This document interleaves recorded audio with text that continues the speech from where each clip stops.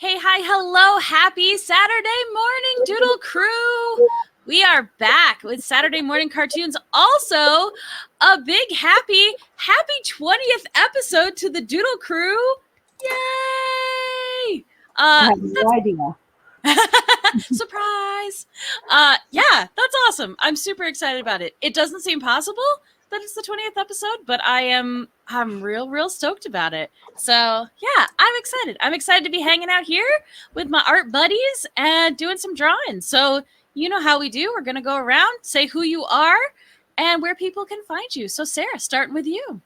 I'm Sarah, and you can find me on my website, sarahwilldesign.com, and Tumblr. That's that other place. It's early, guys. I've been awake for less than an hour. Yes, definitely find, follow, hit up Sarah there. And Kristen, who are you and where can people find you? So I'm Kristen, but I go by Kia or Kia Creations pretty much everywhere, though you can mainly find me on Instagram. And this is my cat Jinx, who is insisting to get into my lap right now. She is also on Instagram, I guess. But yeah, that's where you can find me. Heck yeah. Also, I think that's incredibly appropriate because today we are doing another style challenge, but a la the lovely black cat on screen, y'all, we are gonna all be drawing the same character, but in our own styles. And the lucky winner of today is Sabrina, the Teenage Witch. Pew, pew, pew, pew. Yes, someday I'll get sound effects. Today's not the day. I'm just gonna make them with my mouth. But yeah, so I'm going to give you fun Sabrina facts. So she actually she came out of Archie Comics, which you might have known. She first shows up in 1962, which is a long time ago, even though it doesn't feel like it. Because I'm like, what? No, that's only like 40, 50 years ago. No, it's more than that. It's been a while. But Sabrina is super cool. She's had a whole bunch of iterations. I know a ton of people super loved the live action show that came out. It looked a little bit scary, and since I'm a big old weenie, I didn't watch it, but I loved the visual development of it. It looked dope. But yeah, she's also going through a whole bunch of iterations. And before we got on stream today, we were talking about all like where we first interacted, and I loved it because the art that Kristen is going to be doing is actually, that's my memory of the first time I interacted with Sabrina the Teenage Witch, and that was the live action TV show starring Melissa Joan Hart. So I watched a whole bunch of that. But yeah. TGIF was pretty amazing back then. It was pretty lit. Yeah. Pretty lit. So many good shows. Yeah. Guardian Randy so kindly says next year we'll make 60 years, which you can just get right out of here with that. I don't want to hear it. Yeah. So I'm going back. I'm referencing old school, like her original kind of design, but I'm going to be adapting it to my own design. I also pulled in the old school animation one because I just loved the look of it. But yeah, Archie is still an ongoing comic. It has run for a crazy long time.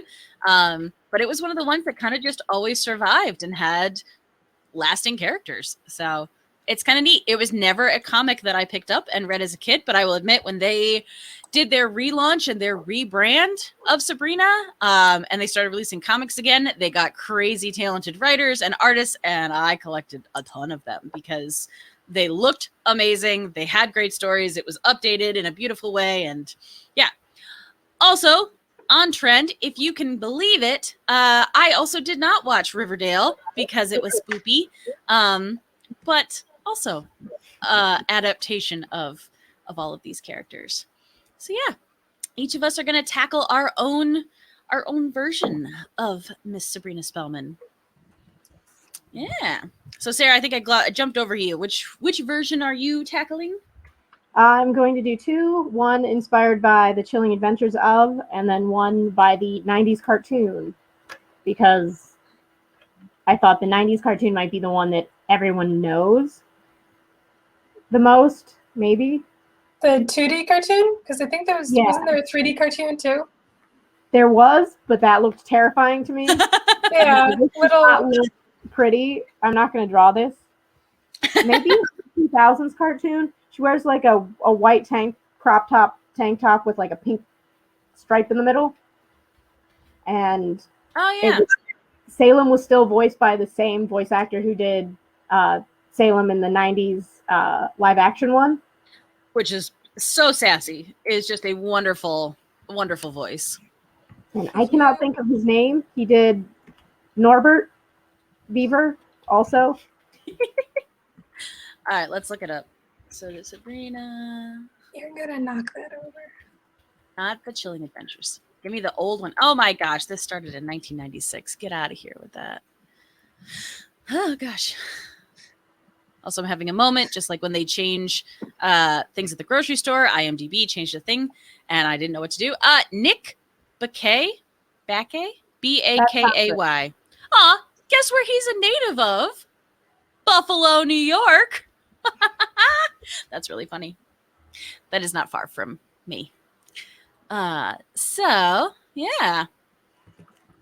This is interesting. Yeah, he's done a bunch of stuff.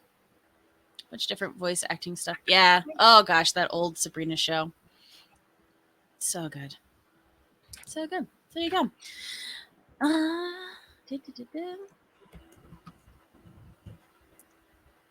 I'll say I don't know how much work I'm going to get done today because That is okay. I seem to have quite the attention seeker on my hands today. She says, what? You're drawing black cats? Excuse me. And you're not drawing me? How dare you? Literally inspiration right here, Mom. Can you're on my keyboard. And then it's one of those, I'm sure you guys know, some cats, when you pick them up, they like spaz out and they'll just knock everything over within a 10-foot radius somehow. So I'm very nervous to pick her up and move her. That's totally fair. We want all humans and animals to survive this morning. So, all right. So let's see. Sabrina. Ooh, the 3D one is terrifying. All right. Yeah. So I'm trying to answer Bean's question. So he says, when was the old live action one? Is that the one that with Melissa Joan Hart? Is that the one you're referring to? Because that one started in 1996, I think is what I just read. That's painful. Right. I'm not okay with it. I'm like, oh, it wasn't that long ago, but I was a kid, and that's when I was a kid. Yeah, it ran, although surprisingly, it ran from 1996 to 2003. Like, it literally followed me from middle school into high school. And I'm pretty sure I watched it for a bunch. I fell off for a while towards the end because I definitely don't know like how things got resolved or if they did. But yeah. I remember not knowing, and then Randall convinced me to watch the end of it. I was like, oh, okay, that was worth it. And I don't want to spoil it, but I appreciate that. because we went on a little mini binge one time where we like rewatched the whole series. And I had never seen the end of it. And it is actually pretty like, oh, okay. That's awesome. So I feel like for a show running that long, there'd be a very good chance that it wouldn't maybe finish as strong. I'm going to put all of that on Melissa Joan Hart for being wonderful. Yes. She knew how to be a child star into being an actual actress, and then she's like, "Okay, cool, I can go over here now, and I don't have to be a crazy person." Yeah, and I am happy that that she was able to transition through that because I literally cannot imagine what that's like. To spend so much time growing up on television. And I mean, she was in like all the teen movies of those years and like she was everywhere. And then to have that taper off, but I mean, you know, she had her own show for a while and she was doing like production stuff and yeah, no, good for her. I'm very happy for that. Yes, He Who is Steve, you're completely correct. They got resolved with witchcraft. Thank you. A witch did it. Also, so The Chilling Adventures of Sabrina, that one has run from 2018 to 2020. I don't know if that one's getting more. It has what, 2 seasons? I don't think it's getting more. I think it was 4 seasons. Okay. Let's see. It ends kind of in a way that I don't think they can make it have more without spoiling anything. Okay. That's fair. And the Sabrina, the animated series, which is officially a spinoff of the television series with the live action, that one ran from 1999 to 2000. I'm trying to look up the 3D one. I hear you back there making noise. Oh man, Brace Face and the Weekenders. Oh, I forgot about Brace Face. I periodically think about the Weekenders because I love would the Weekenders. I would purposely make sure I was up on Saturdays to watch it. If you look back at some of my art from college and some of the styles that I was trying out, you can directly see the Weekenders' inspiration in the simplicity of the characters and how their faces were drawn. You can kind of see it. I did a very poor replication of it because I was still finding my style. But yeah. Okay, so Sabrina, Secrets of a Teenage Witch. Oh, this is great. Is an American-Canadian-Irish-French-Indian computer animated television series. It came out. It was intended for a summer 2013 release, but was delayed, and it only had 26 episodes. I just love that it's 1, 2, 3, 4, 5 different groups working on it. So I'm realizing she did not have an iconic hairstyle. Her hairstyle changes quite a lot in the 90s version. Yeah. The only one I remember is like the flattened down like center part with the little like tucked up floofy thing at the back, because I always wanted to do that. But yeah, but she also spent a lot of time with like her hair down and the butterfly clips.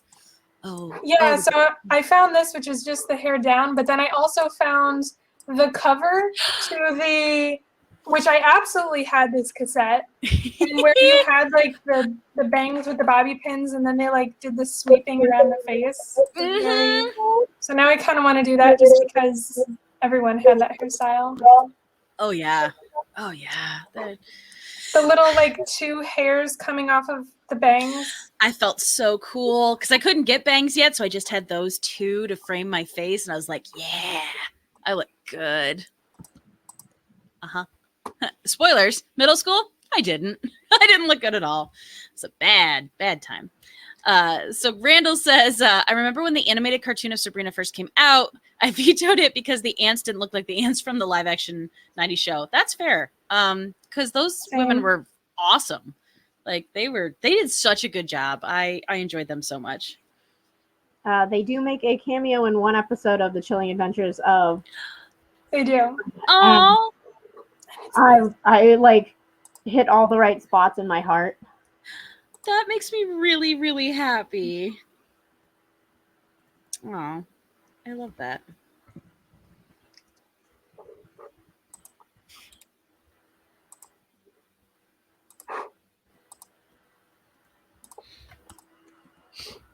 What was I going to read? So I love it. This is from the the Archie wiki. So we have hanging out with Sabrina, the spunky, flirtatious, sometimes scatterbrained teenage witch is a cauldron of fun. Though it seems like magic would solve every problem a teen could have, Sabrina has to live a double life, keeping up with her responsibilities in the mortal world as well as the magic realm. Her long-term boyfriend, Harvey, is totally oblivious to her powers, and Sabrina would rather keep it that way than risk freaking him out and losing him.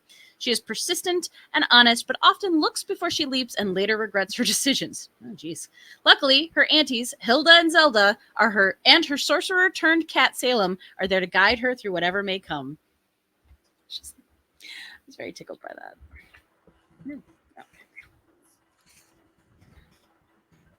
There you go, chat. You got a pretty good rundown of all things Sabrina for the last 60 years.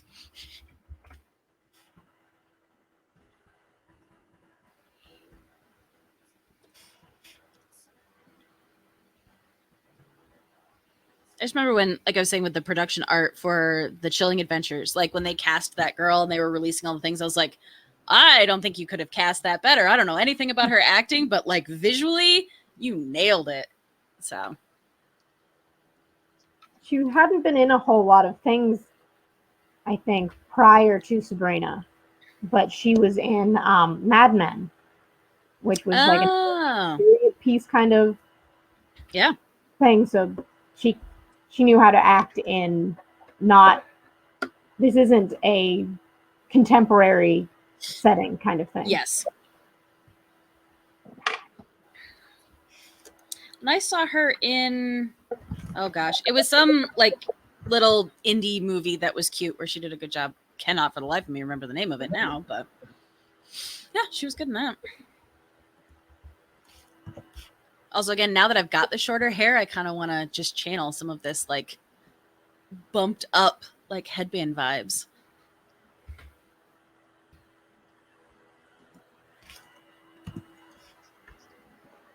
She has a much straighter nose than I ever remember her having.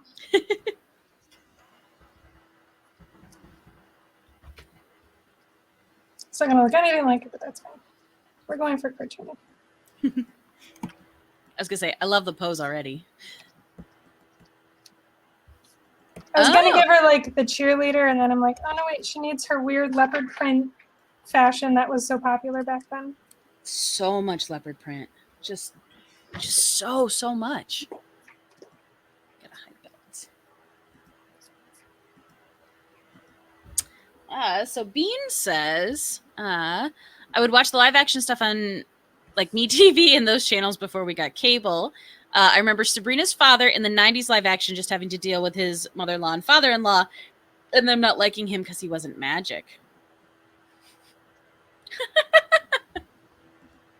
And then Steve made it dirty.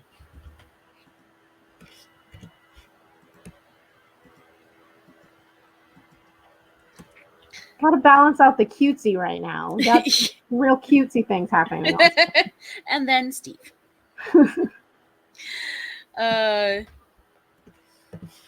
What I'm digging about the 90s cartoon is there is a limited color palette because they're like, we are lazy and we only want to use 4 colors for Sabrina. Heck yeah. I'm like, I can feel you there.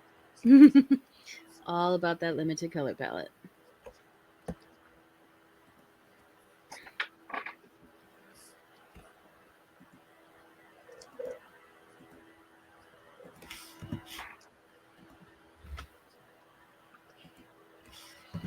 Also, I remember cracking up when like Entourage was becoming like a big thing and really blowing up, and the lead guy in that, I was like, wait, he was the love interest in that like Melissa Joan Hart movie that used to be on TV all the time. And like I had a moment where I'm like, oh, like I mean, I'm sure you're a very serious actor, but also like that's how I know you, and that's what my brain goes to.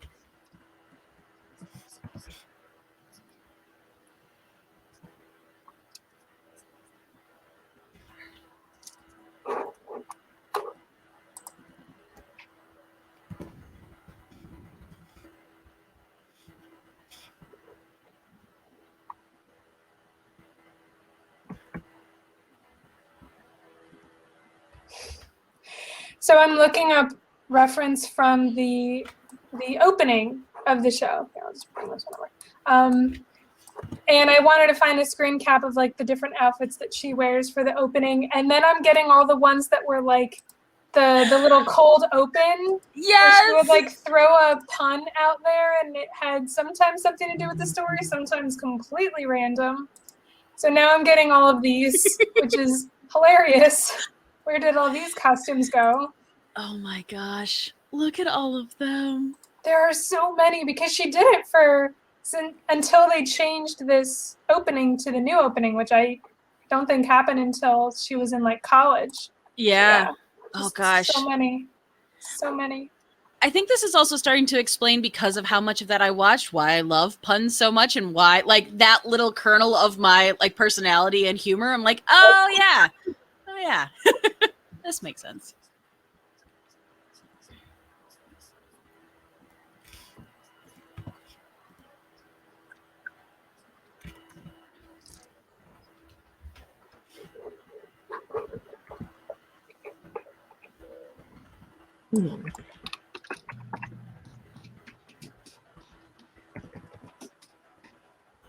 Wrong layer. Oh wait, do the thing. It's not me, but you gotta do the thing in chat. There's a thing in chat now. I'm gonna let Mayor Squish do it. So on my channel, there's now a counter. So if you do !layer, it has a counter and it will pop up and say how many times I've worked on the wrong layer just since we started it. So I'm sorry. I'm very excited about that. So 1. Is it per episode or like total? It is cumulative right now. Because gosh, hopefully I don't make enough of them to warrant a The lot. shame should remain. Oh yeah, I need to remember. It fuels me. All right. Now I'm gonna have this moment where I really like the sketch, and let's try not to mess it up with our inks. I'm gonna give her one of those stretchy chokers that everyone wore in the 90s. Oh, dude, they're back. They're back so hard right now. Like all of the middle schoolers that I teach are wearing them, and I'm just like, oh That's no, illegal. It's ours. yeah, it's. Do you remember when like 60s fashion came in when we were in like junior high, elementary, junior high age, and our parents were like, that's what I used. It's that. Yep.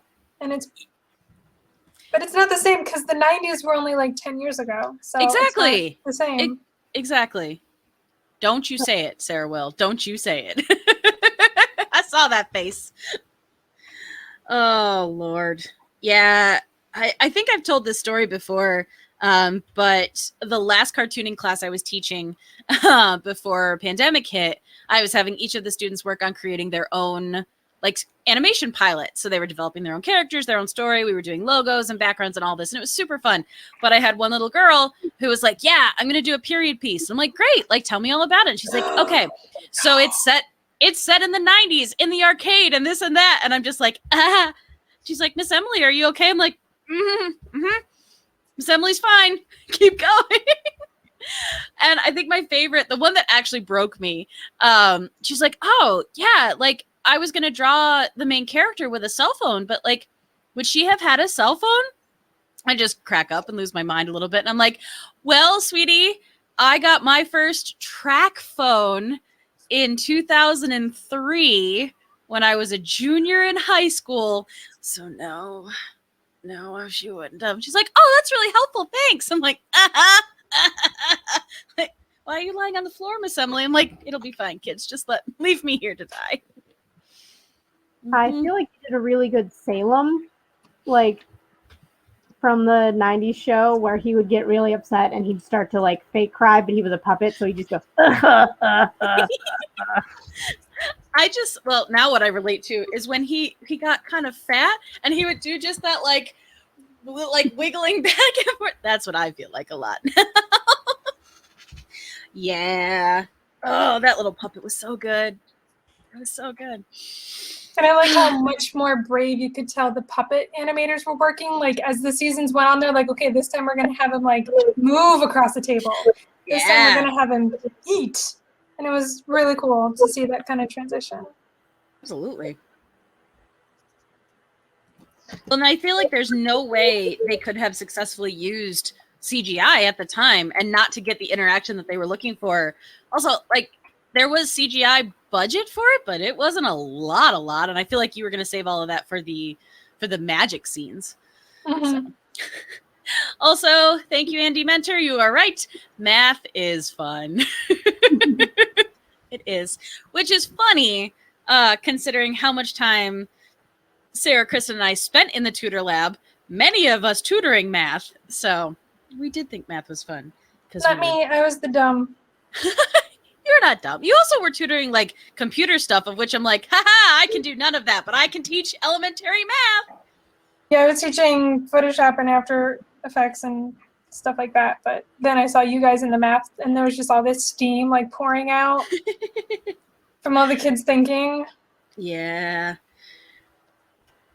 I always felt so bad. Kids.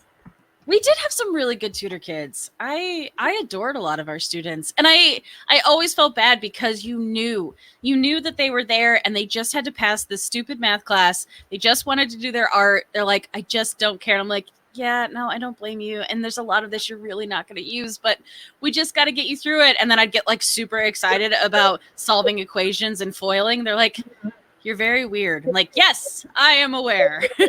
But math is so fun. Let's do it again. It's fine. It's all fine.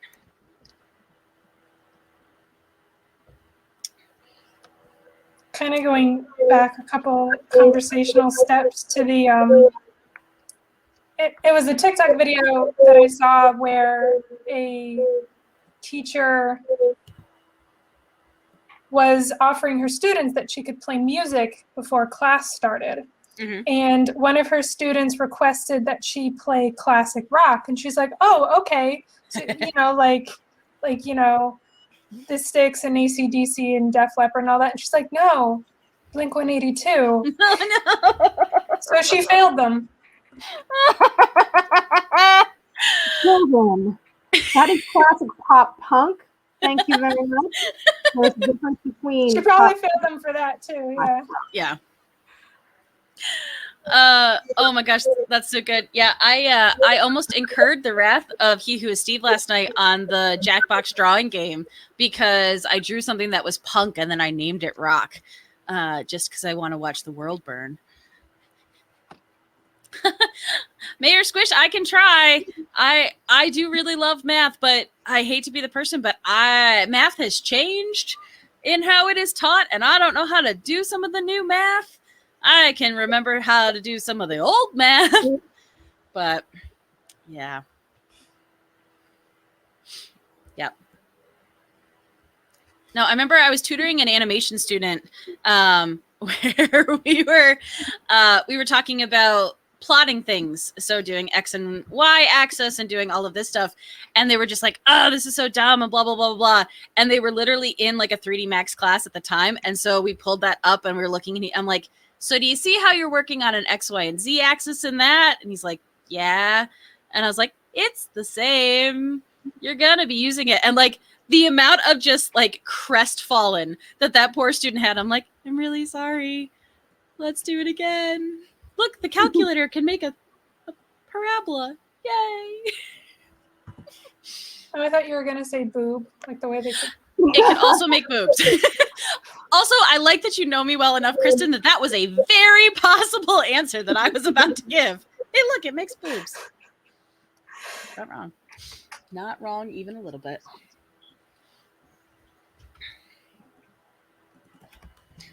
Okay, Andy Mentor. Well, maybe we'll plan a Zoom call where all the math tutors can get together and we can have a math challenge and teach each other some. That would be hilarious, like one of those drawing math challenges where you have to like pinpoint on the canvas where you put the points. I don't know what the words. Make a matrix graph or something, and then you have to draw it. Oh, shut the front door right now, Randall Wiley. Are you serious? Excuse me while I go find my TI-86. Apparently, the graphing calculators, which is what I just referenced, which were expensive. I think I spent like $100 on mine. Now, to be fair, I used it all through high school, all through college, so I feel like I got my money's worth. But apparently there's just a free app on your phone that you can download now and get that. Oh, yes, Bean. I do remember when teachers would say that we wouldn't be carrying a calculator with us everywhere. Yeah, and it's funny because those graphing calculators are about the size of some cell phones now. So, yeah. Yep. Like, and I get there are some times when having like mental math skills is important, but also like I felt like that always diminished the fact that if you had pencil and paper and you could still solve it, that was still as valuable. Like if you just couldn't do it in your head, that's fine. There will be a very rare occasion where you have to only do mental math, except for in, mathlete challenges. So.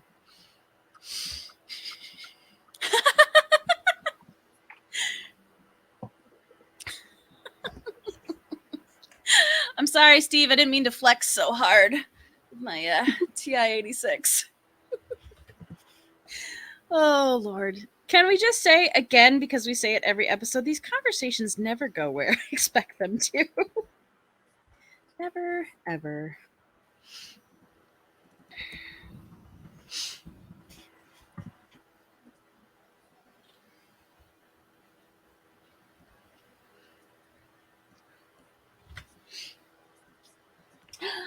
up, Slayer Braxis? Hi, welcome. Good morning.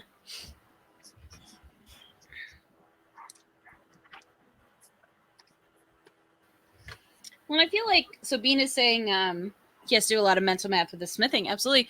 I also feel like just like being able to read a tape measure or a ruler, like as you practice it, you start to get much more comfortable with the aspects of it that you need to actually utilize it for what you're doing. Whereas, when in school it was all of this is important. You have to remember all of it. You have to use every bit of it. And it's all equally valuable, which is factually incorrect.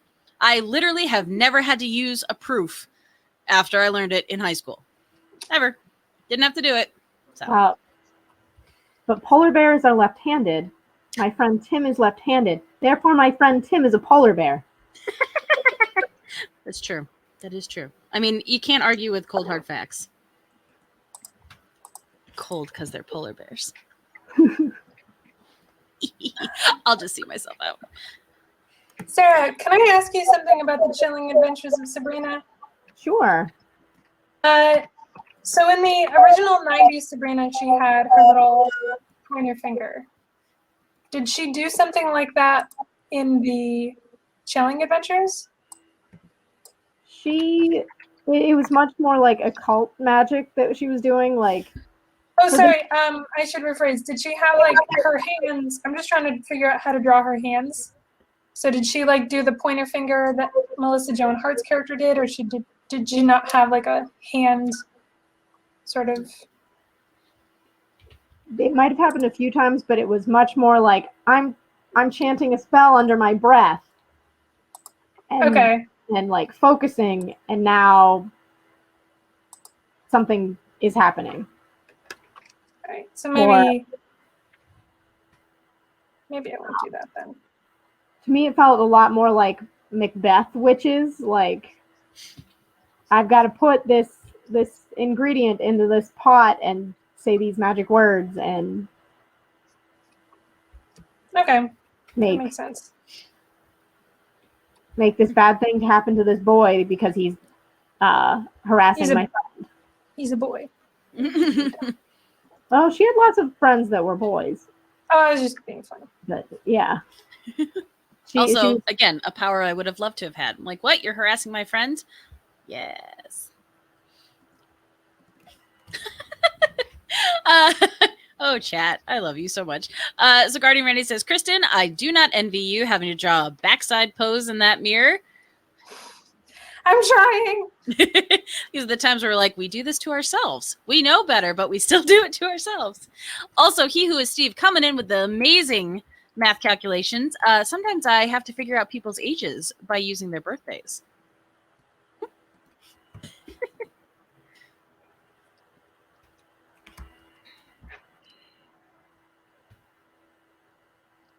Yeah, one of my favorite things about working at the winery and having the you must be this age to buy alcohol now is the year of that is 2000. So, yep. That's gross. It's super gross. Makes the math really easy, but makes me die inside. Yeah, Sky's 21st birthday was on the 30th. Stop that. No. I literally can't with that information. She's like a real adult human now. Yeah, she was like a real baby, like toddler child when I first knew her.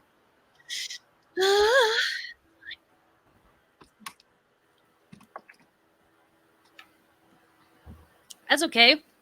My sister, who was also very young when you knew her in college, can now get a rental car. No problem. I'm just like, nope, that's not a thing. I can't wrap my brain around that one.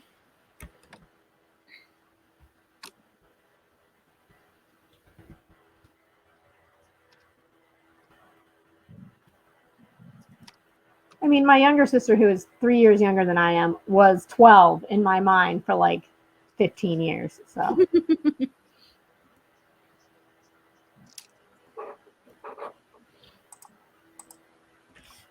Kind of said like that, you can forgive the parents that are like, you're not turning 13, you're turning you're turning 8. You're like, no, mom, you're turning 13. Like, no, you're not. You were still wearing overalls yesterday. Go back into your room, put on your Oshkosh bagosh, and don't give me any more lip. Yep. Oh, Mom. Yep. Which also overalls super back in right now, and I'm just like, it didn't serve me well the first time around. Nope. Why are they back in? That's so weird. I'm considering them for utility reasons, like having a pair of overalls for when I want to like paint something or. Yes. So, grew up on a farm. Overalls were literally like you would put them on over top of everything else and go to the barn and shovel manure. They were your gross outside clothes. So then to be like, this is what's fashionable. And I'm like, I don't understand. Yeah. Also pockets. So many pockets. And sometimes you get the little hammer loop on the side. Yeah. So I forgot about those. Because cargo pants or carpenter's pants were really big in the 90s. Yep. And I remember going to my grandmother's, and my little cousins were there, and we were going to walk a block away to the gas station, which sold the little square Laffy Taffies for 10 cents each. So my mom was like, here's $2, go get a whole bunch of candy with your cousins. And the one was too small to walk the whole way there, so I had to carry her, but the other one was like too small that I didn't want to not hold her hand while like crossing the street. And that little loop was like the perfect, like, Holly, put your hand in this loop and just hold on to my pants, and we're gonna go get some candy. That's too cute. And it was awesome. I like fashion that has utility, like dresses with pockets. Why don't all dresses have pockets? Why don't all women's clothing in general have pockets? Or functional pockets. Or functional pockets. I would like that in my pants. That would be cool. Speaking of functional pants, my friend is working on a comic that is set kind of in like a medieval setting. It's a fantasy, but like alternate universe, kind of everyone is evil style. And she was looking at fashion from then, and apparently they didn't know how to make pants for men. There was like pants, but then there was a little pocket that they just made to put the junk in the front, and it's just this little pouch, and that's where it goes. And she sent me pictures of what the pants looked like, and I'm like, you had to isolate it. It had to have its own little room. It's the junk drawer. It is the junk drawer. I'm done. See, I assumed that in medieval times, everyone was a little weird and gross all the time. Yes. So they were like, let's just isolate this and quarantine it in its own little place because it's gross. It's weird and gross. And it's just more sanitary for it to be in its own little pocket. Well, because we certainly aren't taking baths and showers and cleaning it, so only baths, no showers. Also, then again, like at a certain point, you end up with all of the cod pieces and that whole apparatus setup. Yes, but he who is Steve, that is exactly it. Decorative pockets are the catfishing of fashion, and I'm not here for it. Not here for it. As many times as I've purchased things and I assumed that the pockets were there, and then I went to use them and there's like nothing there. Or dress pants where the pockets are sewn shut. Oh. And they're like, well, if you want to use them, you open them up with like a seam ripper. And I'm like, but why would you take the time to sew them shut? I don't want pants with some assembly required. I just want my damn pockets. Yes, Bean, you are correct. The Vikings were taking baths. I exclude the Vikings from that because they were farther ahead than a lot of other people at the time. Besides, the Vikings were the smart ones. Yeah. To tie two conversations together, the Vikings or the Nords believed math was witchcraft because only women did math. Or vice versa. They believed that math was witchcraft because women did it, or something like that. Yes. I love that. It made me feel very like Viking powerful. Like, yes, I am doing sourcecraft. Sorcery and witchcraft. Sourcecraft. I went to source code, so I imagined that coding is also witchcraft. Yeah. Speaking of things we're not good at, I am about as good at coding as I would be if I were using an axe. So, yeah. That's fair. Speaking of things that just do not make sense to my brain.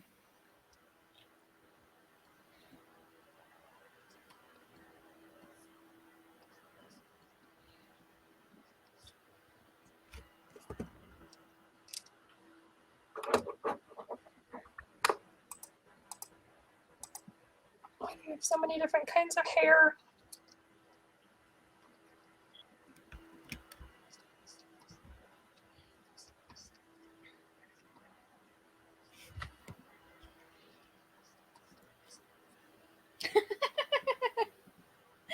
Oh gosh.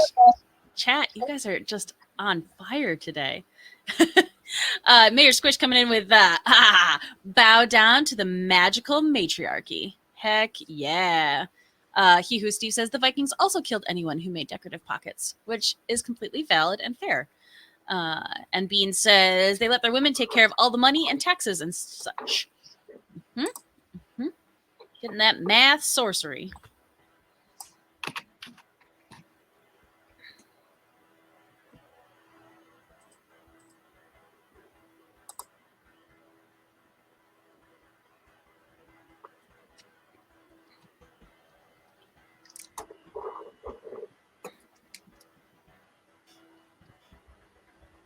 Oh, I'm finding an odd trend in the chilling adventures of Sabrina on whether her ear is visible or not.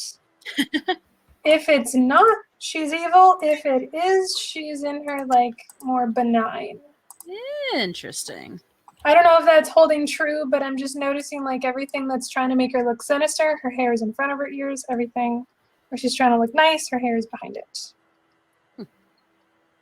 I mean, there is that, like, I'm being cheeky, and you put your hair behind your ear. Yeah, the coy.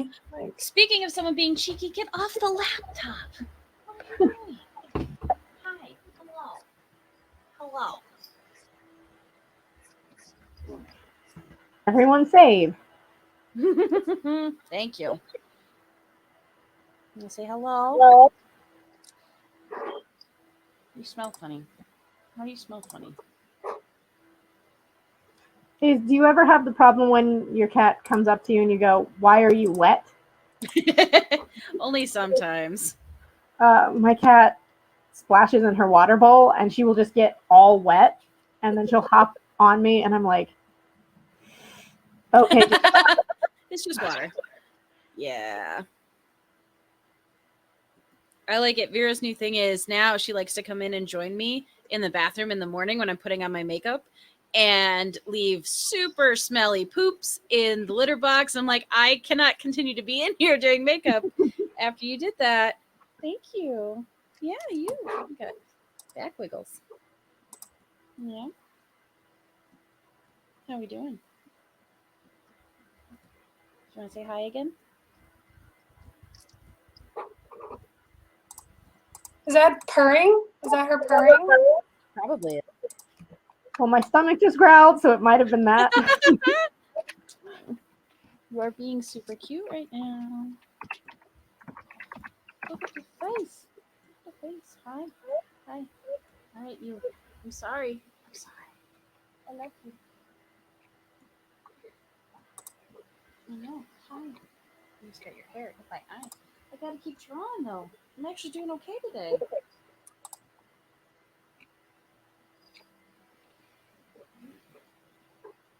Yeah? What do you think? Do you think we should cosplay Sabrina in Salem?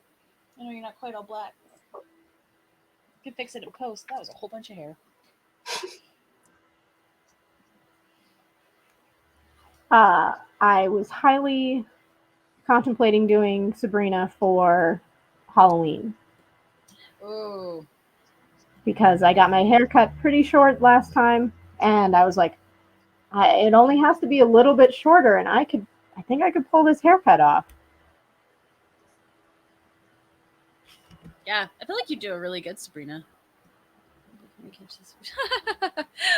Slayer Braxa says, I have a water fountain bowl for my cat, and she loves to bathe in it before waking me up in the morning. That's so kind. That's so good. Hi. Hello. Yes. Yes. Oh, itchy nose, my dude. Yeah. Hi. No. Don't worry. They loves you. They do. They do. I don't know what we're doing here, though. What are we doing? I think Lucy's done with video chats. She used to always make appearances, and now she's like, ugh, you're doing this again. Again? Hi. I'm going to try and draw. Yeah. I can do I both. know it's gonna break her arm, but I want it. Ooh, what's that? Go check. Go check. So much hair. Yes, thank you. Thank you. Yeah, you having fun? Smacking me in the face with your tail?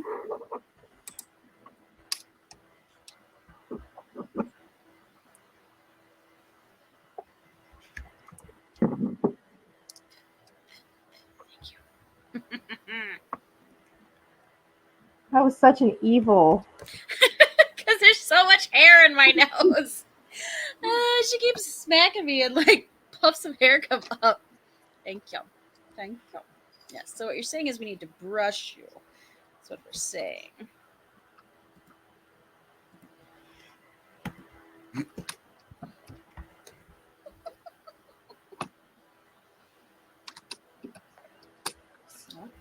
Nope.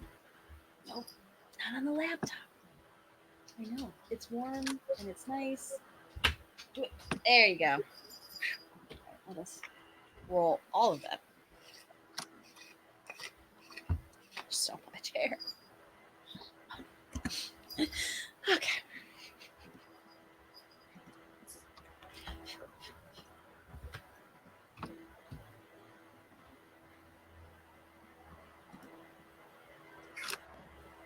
Trying to make two characters fit in the same composition is really hard. That are supposed to be the same size. I also realized, like, I wanted to have Salem in this picture. I did not plan out how he would be there, so he's just floating in space right now. I'm gonna deal with that in a sec. Maybe he's magic. I was gonna say, I mean, he had powers, but or he lost his power. Like he was a sorcerer. He was punished. Yeah, Because he tried to take over the world. as you do. But he wasn't even a cat. But it's such a cat thing to do. It's a cat thing to do. And he's a little bit different in the Chilling Adventures of Sabrina, where he is A familiar, like a demon, right? yeah. Ah, okay, that's a nice spin on it.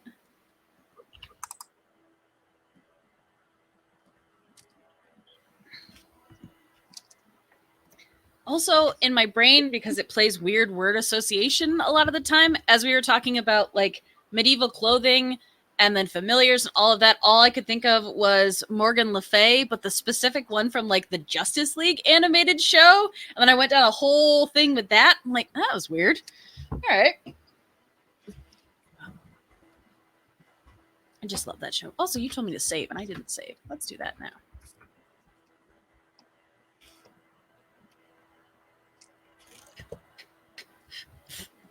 Here, in my mouth. So, not that one. I guess the red pants would work. Because then he could be all black.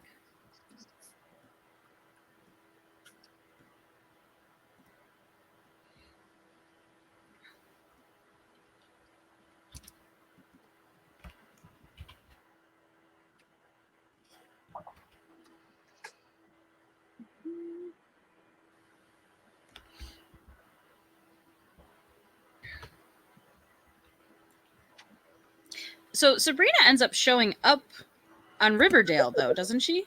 Like she ends up being a part of that.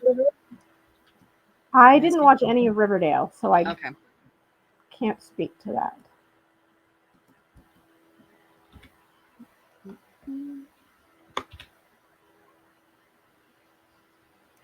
It just always cracked me up that they took like what was such a ridiculously wholesome comic and then made it like CW, like edgy and sexy and dark. And I'm just like, no, I get it, but oh,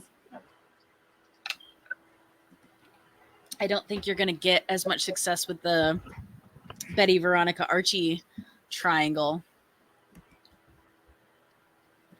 in that. I'm just flat out eating the hair. Blech. All right.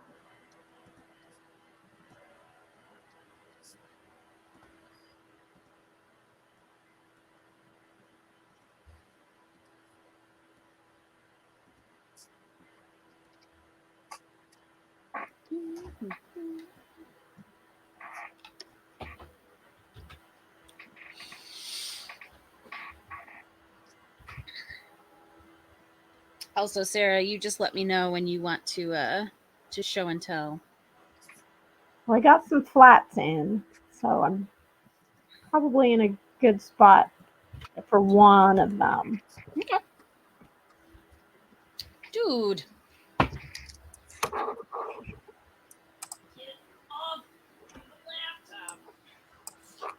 But it's warm. Which I don't get because it's warm here. We don't need the warmth.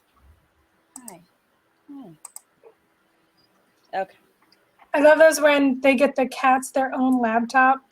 Yes. You can help. Make that money. Like the decoy laptops. Well, if this one continues to malfunction as it is, it might end up being a decoy laptop pretty soon. Yeah. Hello, princess.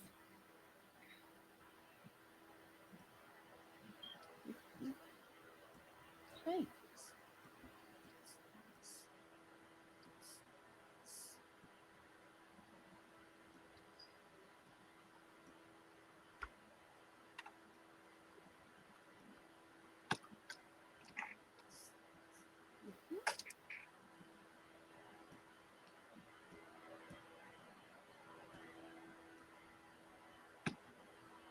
All the good scratches. I know. The good scratches. But see, this time you're on my drawing arm, so I can't keep working while I'm holding you. No. Say, but I am baby, Mom. I'm baby. She sees no problem with you not working. I was working yesterday on like in Illustrator making vector art for an animation, and Lucy hopped up on my lap and just used my hand that was using the mouse as a pillow, and it was just to be fair, it was 5:30, it was time to be done with work, and she was just like, no more work, only pets. Only pets. Yep. Said, excuse me, Mom, you worked yesterday. What the heck? What are you doing? No.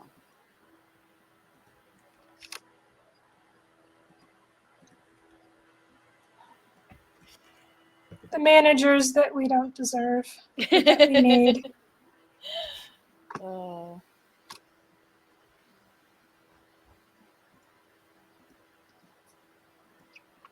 Well, and I know for me, it can be hard sometimes. Like if I still have work that I need to get done, not necessarily at home, but at jobs and stuff like that.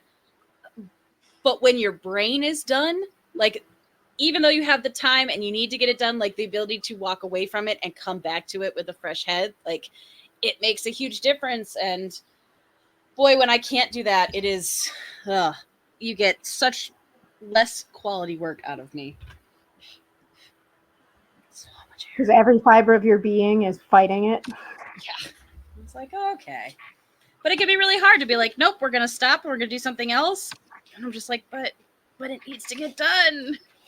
So. All right. Don't know why I'm bothering to roll because I'm pretty sure you'll be back up here, but it keeps flying up into my face. And it's going to make me sneeze. You have the super fine, soft fur that just goes right into your nostrils. Yep. I was like, cool. I don't even know how that got up there. All right. May I ask your guys' opinion on some anatomy? So for the version of Sabrina that is in the mirror, her arm positioning, I kind of thought I wanted her to be grasping like the outside of the mirror, kind of in that creepy sense. Mm-hmm. So left arm or right arm? Oh, I like it better with her back arm would be her right arm. So this one? Yeah. Okay. Yeah. It's really hard to have your arm back grasping something without the elbow breaking, but I want to do it anyway. That one doesn't feel broken to me though. Like I feel like, yeah, because she is kind of tipping her shoulders back, I think she's getting enough rotation out of there. I think it looked weirder with the left arm, I think, because it's so close to camera. But no, I don't think that looks weird at all. If I repositioned her to like look like she has more room to grasp it, her booty be bumping out, and then that would be what's breaking the mirror instead of her hand. I mean, girl. To speak of the devil. Come here, Lucifer. Hello, baby. We get all the kitties today. So many kitties. Oh. Kitty chat. Oh, yeah. Bean also makes a really good point in chat because you're out of the mirror. Sabrina has her left hand up, having the back hand up in the mirror. Oh, works even. Yeah. Heck wow. yeah. Thank you. So in I think it's the final season of That's big brain thinking. the Chilling Adventures, there are a lot of episodes and things that revolve around Sabrina going through a mirror. Ooh. So it also really works thematically. And I don't want to spoil anything, but everything about this fits a very specific episode of The Chilling Adventures of Sabrina. It's almost like I did it on purpose. Kristen flexes and cracks her knuckles, be like, exactly as I planned it. More like, yeah, sure. I mean, totally. That's exactly what I meant to do. You've seen 3 of my evil scheme. I am here for the happy accidents, though.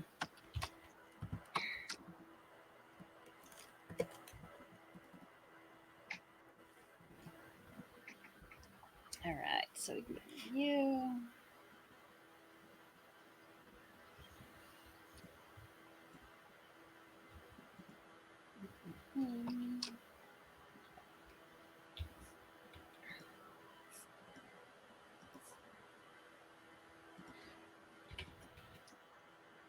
Also, just to shout you out again, chat, because I adore you so much.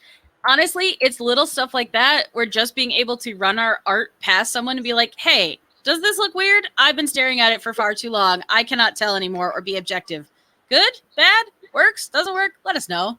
So, again, I'm so happy you all are here hanging out with us.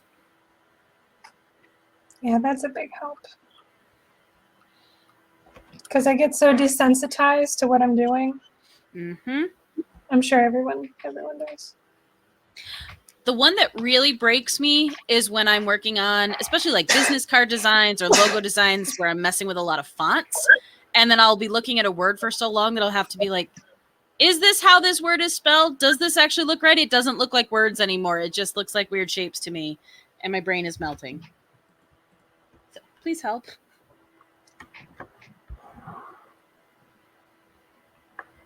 I think sometimes it does help to use the like Lauren whatever that automatically pops up because Lorem ipsum.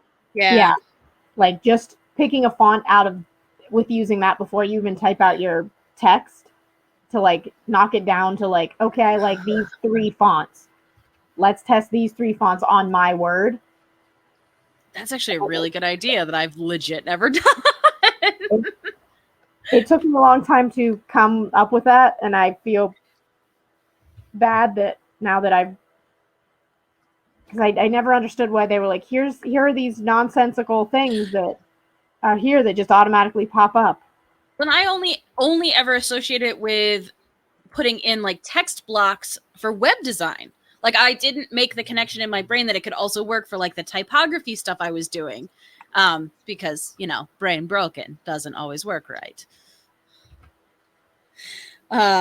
Yeah, no, that's a good call.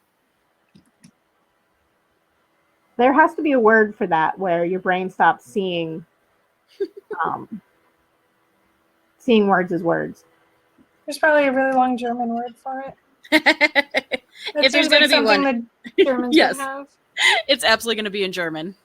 German or Japanese? That's true. Which I've been trying to find a word for something that I assume should be a Japanese word or a German word for years now. I've been asking around and I have not gotten a good answer, so I might just make up a word because you can do that in German. You can be just like, well, these 2 words mean these things, just cram them together. Now it's a new word. But new word. When you move furniture or picture frames after a very, very long time, they leave a ghost on the wall. And you can see exactly where that picture frame had been for like, if it had been there for like 20 years and you take it down, there's like a silhouette of what used to be on the wall. And I'm like, that has to be a German word for that. It's like furniture ghost or something. And I've asked several German-speaking people about it, and they're like, no, that's not a thing. I'm like, but can we make it? This is why we like you, German. You have words for things. They have great words for things. Also, we have a resident German speaker in chat, so I feel like we've got literally the hook up for figuring out German words. I asked Mayor Squish can totally like make up my word, and I will love her for it. But it was my best friend lived in Germany for a long time, and he didn't know, so he asked around and asked a bunch of people he knew from Germany. I know 2 people now living in Pittsburgh that are from Germany who have recently moved here, and no one has an answer. And I'm like, I don't know enough people who speak Japanese that fluently to ask them. But nothing has come up. I like Mayor Squish says, we have a lot of specific words. This is correct. Yes. Oh gosh. Also, Randall coming in. I'm not gonna say that. Are you kidding me? Like, my poor German grandfather would be rolling over in his grave as I try and pronounce words in German, of which I did not learn. Mobilgeist. Mobilgeist? Mobilgeist. Because ghost is geist. I like that one. I do like that one. I'm making it a thing, and I'm going to start that. So when anyone ever says it from here on out, it's because Randall gave me that idea. It's only mine. We know where the blame goes. Credit for making it happen and making Randall make that word for me.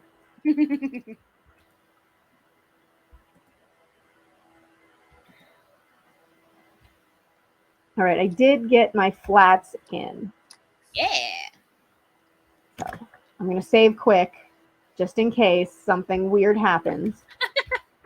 Oh, this is also cool. A thing I didn't know.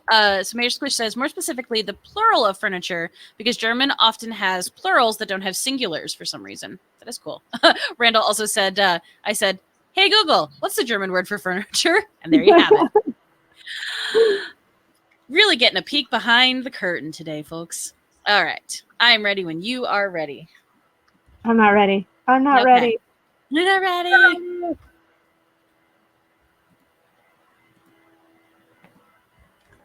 No, I'm ready. Yeah. I did too. I should have got them. I wasn't ready. I wasn't ready. Oh my gosh, I love that costume so much. When you were saying it, I was like, I'm having found memories. Those are super cute. I like the background shape too. That's dope. I love the pose of Salem in both of them, just that sort of floating. I kind of wanted to get like the different like Salem has a different feel to him in each one. So it was like the one that's from the 2000s cartoon should seem like he's cool with whatever's happening. Mm-hmm. The familiar that protects her is in the new show is a little like worried about her safety and ready to kick ass when demons come a calling. Also, all I can imagine now, as we've been talking about familiars, is Hero from Cardcaptor Sakura, who's like, you know, little squishy, blobby, and then turns into like badass. Very, very good words descriptions. Mm-hmm. Mm-hmm. There's a reason I was good at math and not at English. Oh, okay. Also, like Eltern, which means parents, but the singular parent is Elterntiel, which translates to parents part. German is weird, don't judge us. Dude, English is weird. As we've stated, English is literally 3 different languages stacked on top of each other wearing a trench coat. And no, it makes no gosh darn sense.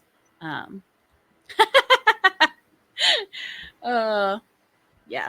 So, no, it's very cool. I like learning it. I wish very much that I was better at learning and retaining language. That would have been dope. But nope.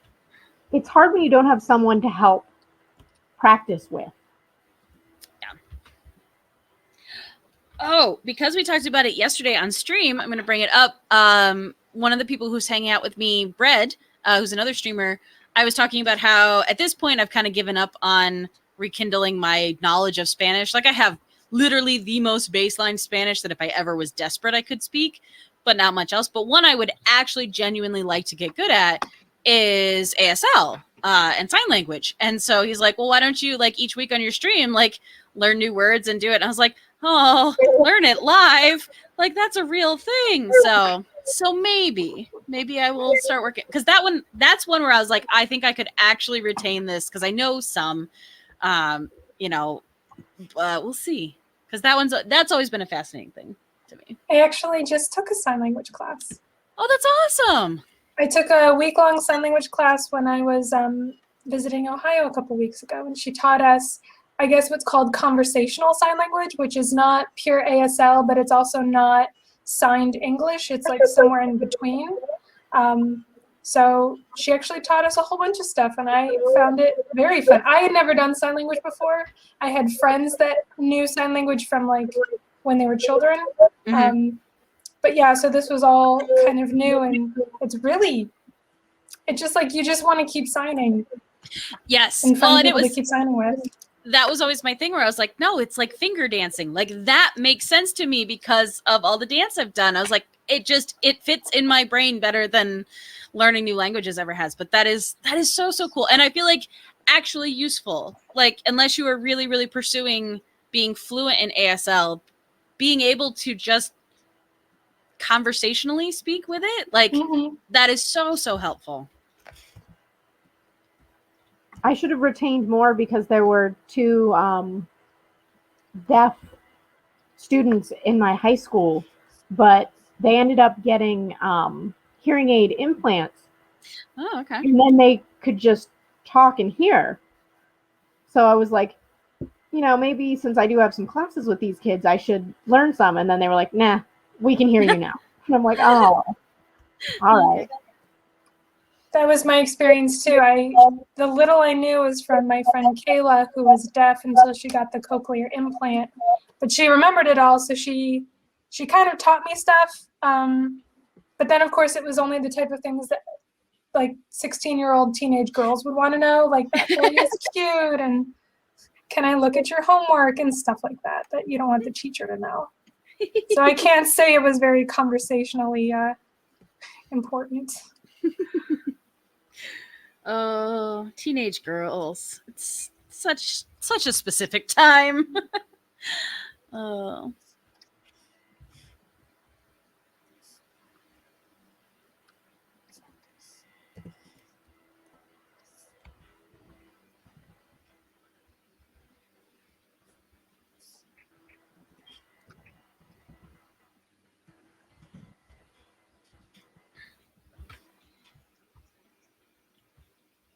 And so, okay, so since you just took that class, Kristen, I'll ask you. It was something we talked about yesterday that I meant to look up, and then of course didn't because brains. Is there I would say, like, worldwide sign language chunk? Because obviously, like, the only one I would be learning would be American Sign Language, but I didn't know how that worked for outside of our country learning sign language. So to kind of share with you the history lesson that was given to me was that sign language was actually developed in France. So American Sign Language is actually very similar to French Sign Language, like it's a derivative of it. Back when sign language was first starting, there was conversational English, which is like every single word that we would say in a sentence has a sign equivalent. So like to, and things like that. Whereas now what we call normal modern sign language gets rid of all those little syntax things. They even get rid of tenses. So if you need to do something that was in the past, it's like past and then you say it, or future and then you say it. So it gets rid of a lot of that versus the signed language, which again has every letter. Conversational is somewhere in between. But what you're asking about universal, because it originated in France, it's kind of that version of sign language is kind of used in areas of Europe as well as America, but it is pretty location based. Like Mandarin is going to have a different sign language symbols for things than we do in America. Yeah. So that's kind of like the info dump that she gave us. And she also talked about how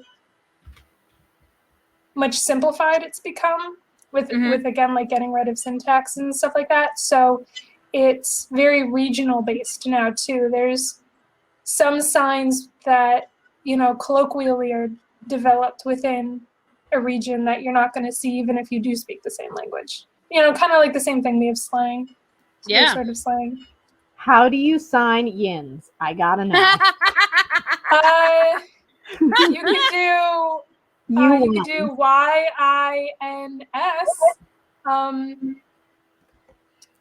It's a Z. So I was gonna say, I feel like there's got to be like a Y wiggle in there at some point when you're getting into the Z, like a weird mishmash between your Y symbol and your Z symbol, just to mash it.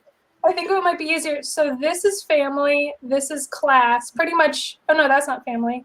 Yeah, that's family. So this is family. It's like the F symbol and then it's a circle. So you could do a Y symbol for like yins. Yeah. I dig so I it. could say my family lives in, and then spell it out. So yeah, I guess you could do, I don't know if the Y symbol is already something, because the C for class, A is for like an assembly, things like that, congregation. So that might be yins. But really just spelling it might be easier. Or you make your own. Yeah. Like what would be a waving a fist in the air. I was gonna say that feels so specifically Pittsburgh, like just make it your own and like, yeah, this is our sign now. Like that feels accurate. I need a yins,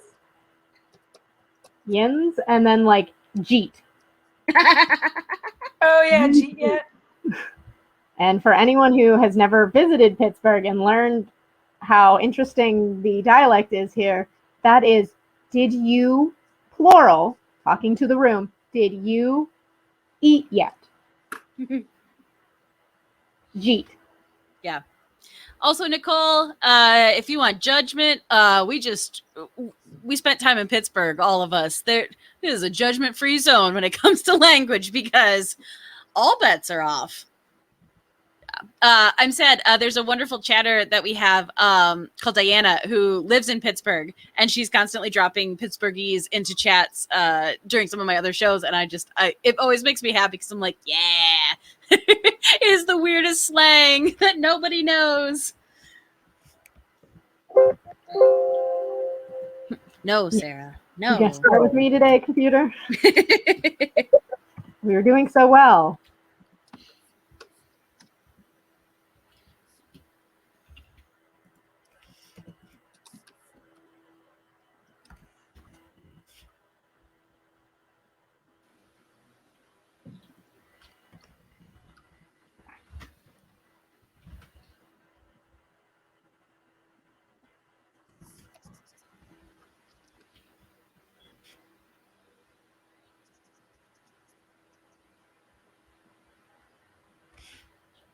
I kind of like the idea of a sign language now that you put it out there.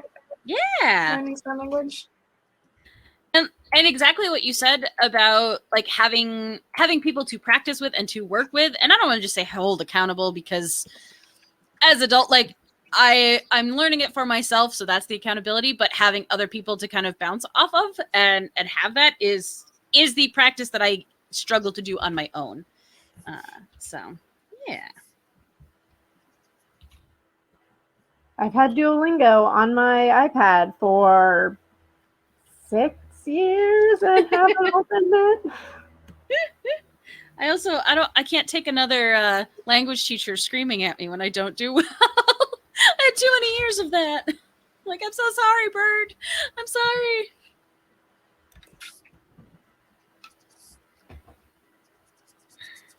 Yeah, Mike and Steph, who are on in addition with me, are both working on Duolingo, and I think Mike is up to like 80 days, and Steph is getting close to like 200 days in a row of doing it. And I'm just like, I don't understand.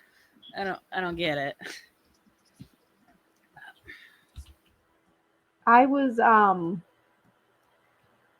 picking out words that I thought I would use and putting them on Post-its or index cards on my desk so that I would just look at it and just visually seeing the word over and over and over again would help me cement it. And it only worked for, I think it's I can't even remember. I used to know wizard. I was like, I need to know wizard. I played Dungeons and Dragons. Wizard is a word I need to know. In which language?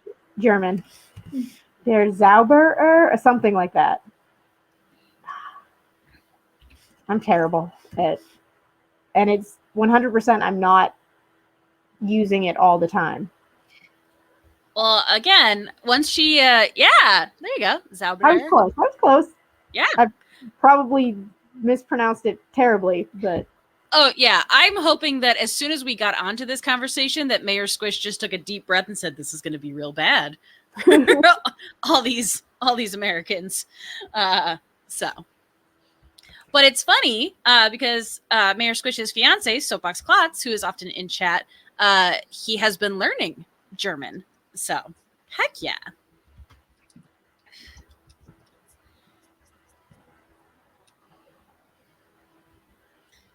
And also, I feel like there is so much value to learning especially language from someone who is a native speaker, or at least spent a lot of time growing up with it, because I feel like there are certain things that make sense that the straight up textbooks don't articulate well.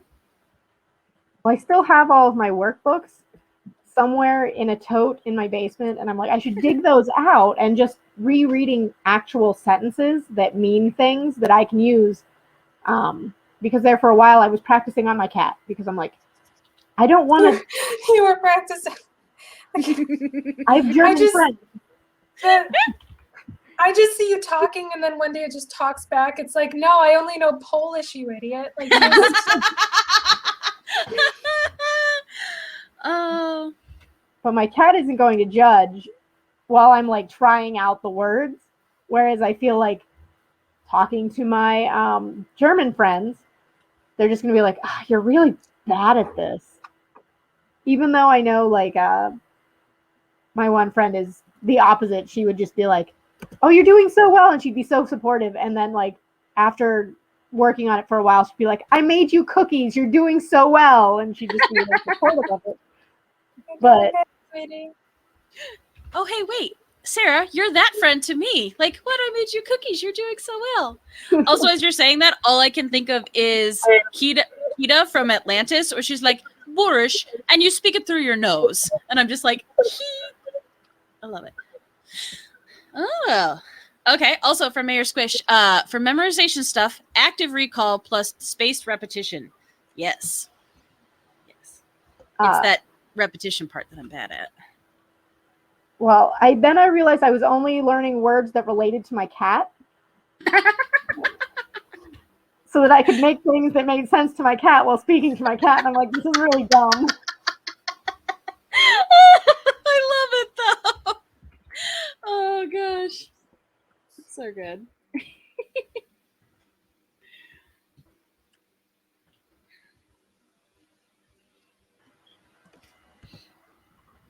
I made her a tiny fort, and she is sleeping in a tiny fort. Ah, nice. Yes, I think mine has retreated to the other window. So I got a contract work paycheck yesterday and decided I was going to splurge on a new blanket for me and Lucy to share. Aww. It's like the Sherpa lined one. Those are nice. With dinosaurs all over it. Naturally. But yesterday she was curled up on a blanket that like I've had for 6 years, and it's like coming apart at the seams, but it's like the fleecy material she really likes. And I'm like, oh, I should get another one of those $5 blankets that will last me for 6 years. And then I went on and I was like, but also I could just get a really nice one that might last like 10 years and not look like the worst. You can kind of tell like it's not poofy, fluffy anymore. It's like it gotten flat. Like stuffed animals after they go through the wash. It's just not poofy anymore. Is there a German word for a stuffed animal that's not through the wash?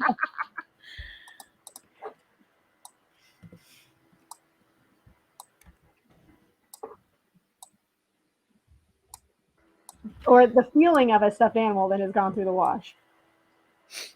That pilling that they do. Oh, yeah. Just. Also, I love, so Randall says, this reminds me of when Sarah, Kristen, and I were at the bar a few weeks ago. We all started quoting that old Muzzy commercial. Muzzy. That's right. I have to credit Brendan for that because he made the Muzzy joke and then we all started saying it. That's all it takes with us. You just got to get us started and then we don't stop.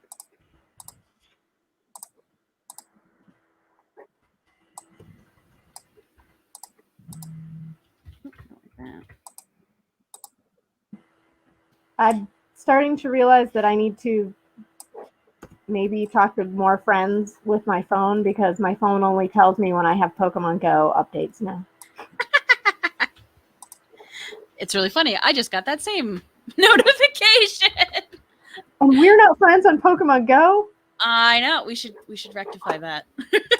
Well, do you have a research thing that says that you need to make a new friend? Because maybe we should save it.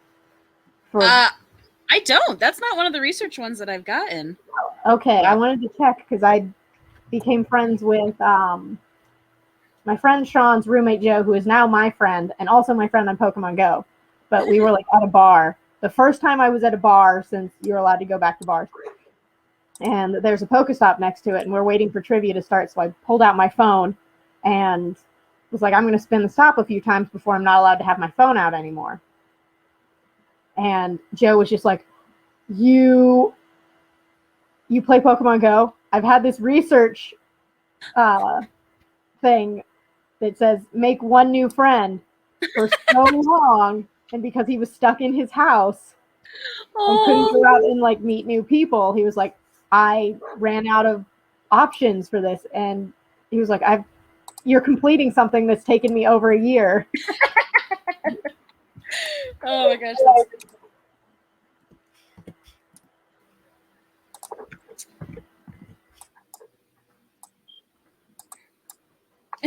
I mean, Andy Mentor asking the real questions. Do we really need any other update notifications than Pokemon Go? Most of the time, not.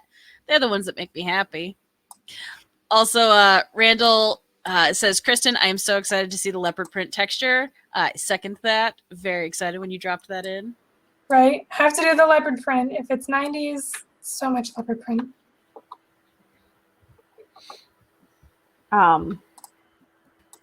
It just made me think of, there is a movie called Legally Blondes, plural, which is canon for that universe. Oh, God. Okay. That, they are the cousins of Reese Witherspoon's character. Elle Woods. And they're from England. And they come to the States and they go to that school. And they're... Yeah, it's like the high school that... I don't remember Reese Witherspoon's like first name in that movie. Elle. Elle, yeah. Oh, okay. I was thinking her whole like last name was Elle Woods. Woods, comma Elle. Yes. I It's might been have a watched it once or long twice. time. Yeah. Also, the little scene of oh my gosh, why can't I think of her name? I love her so much. Paulette in the movie, her friend, when it's in the second one, which I didn't like as much, she was like, "You look like the 4th of July. Makes me want a hot dog real bad." And I was just like, so that's been playing on loop in my brain so far this holiday weekend. Whatever that wonderful woman's name is. I'm so sorry. I'm so embarrassed I can't think of her name. The Stifler's mom, right? Yes. It, Jennifer Coolidge. Thank you, Randall. Thank you. I'm embarrassed. I'm embarrassed that left my brain. Because immediately as I said it, I was like, and it's gone. Okay. Goodbye. computer. I know. I know, computer. I was disappointed too.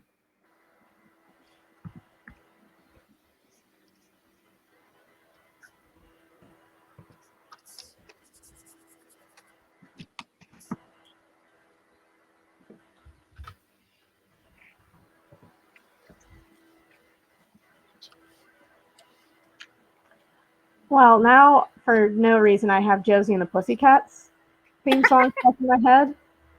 I mean, it was very much of this like original era with Archie and Sabrina and all of that, like in animation and in comics. Also, Randall says, do we need a separate counter for Sarah's computer chiming when it's angry? Yes, probably, as well as smoke detectors. Like 4 times. It will be to 50, I'm sure, by the time we're done. So angry. Oh. It doesn't know why.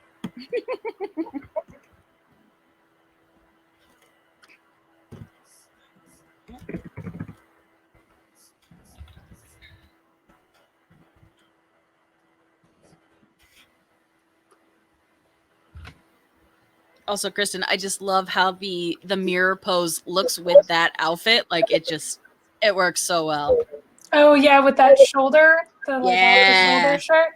I love her off the shoulder, like whole outfit. It's so nice.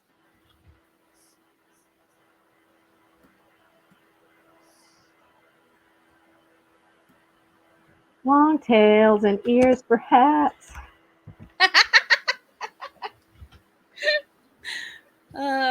Again, this is why people think we're insane. Who says that? Oh, it is white. That doesn't make any sense. Stuck in my own head all day, every day.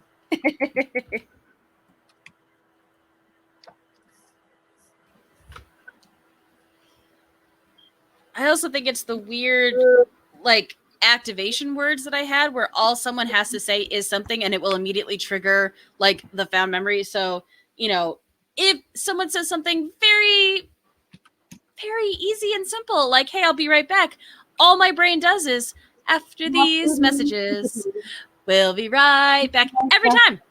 Every single time. Like, I like to move it.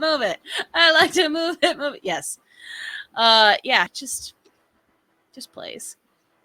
And I get which now I'm starting to realize, and why I can't watch TikTok that much, because they're just these little short clips of sounds, and then it's just that short clip of sound that plays in my head, and I get the da da da da Afro Circus, da da da da Afro. I'm like, why? Why is it in there? Why do we need that in our brain playing on loop?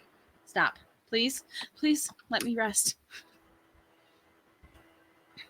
Mine I blame on Randall. Every time someone compliments or comments on something that's like colorful, like, oh, I love the colors. And it's like, the colors, Duke, the colors. And that's 100% Randall's fault that happens in my brain. Not the commercial? The one with the dog, the like popsicle commercial. But yeah. I only blame Randall because he's my word association with it. Oh, gosh. Randall said it once. I said something about color, and he said the colors, Duke, and he said it one time, and it's been in there. 20 years. Oh, gosh.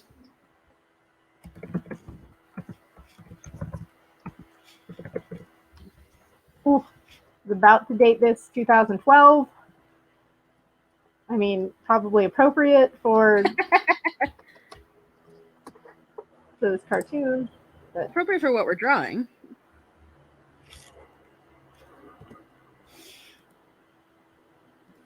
I'm expecting Randall to pop into the chat or into the stream and just like, stop talking about me. Or just drop another quote on us and be like, okay, bye. Like, dang you. Oh, is it too hot in the fort? Now she's laying in front of the fort, inside. Oh, I guess we got, all right, so it's black with that little bit of red. You got it. You got it, dude. How many quotes can we just live by? Just live by quotes. If it's just me and my younger sister, we can go all day just quoting things. Yep. I don't even need another human. I just do it to my cat. Like, speaking of colors, I love that warm palette Kristen's using for the 90s Sabrina. Yeah. It feels very 90s, like tones. You got to get that like bronze skin with the roots showing. Like they all had the roots showing back then. So hopefully when I ink it, that'll come across a little bit better. Thank you, Randall.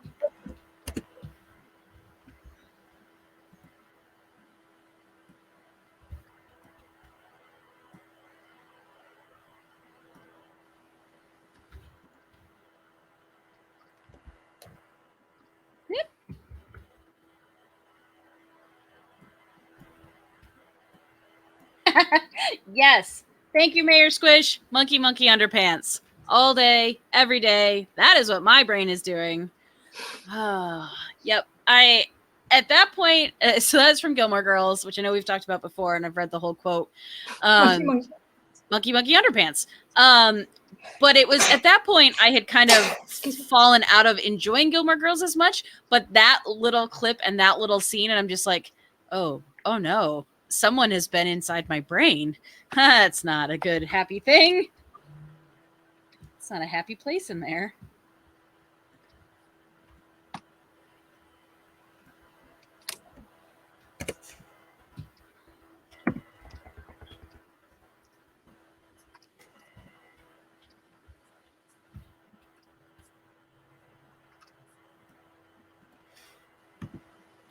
Oh, also, oi, with the poodles already. Exactly. I wanted to bring this up specifically to the two of you, again, because Art Institute of Pittsburgh and college together, but there is a new thing circulated on like Instagram Reels and TikTok where there's a woman who's like, hey, do you remember this random cartoon from these years?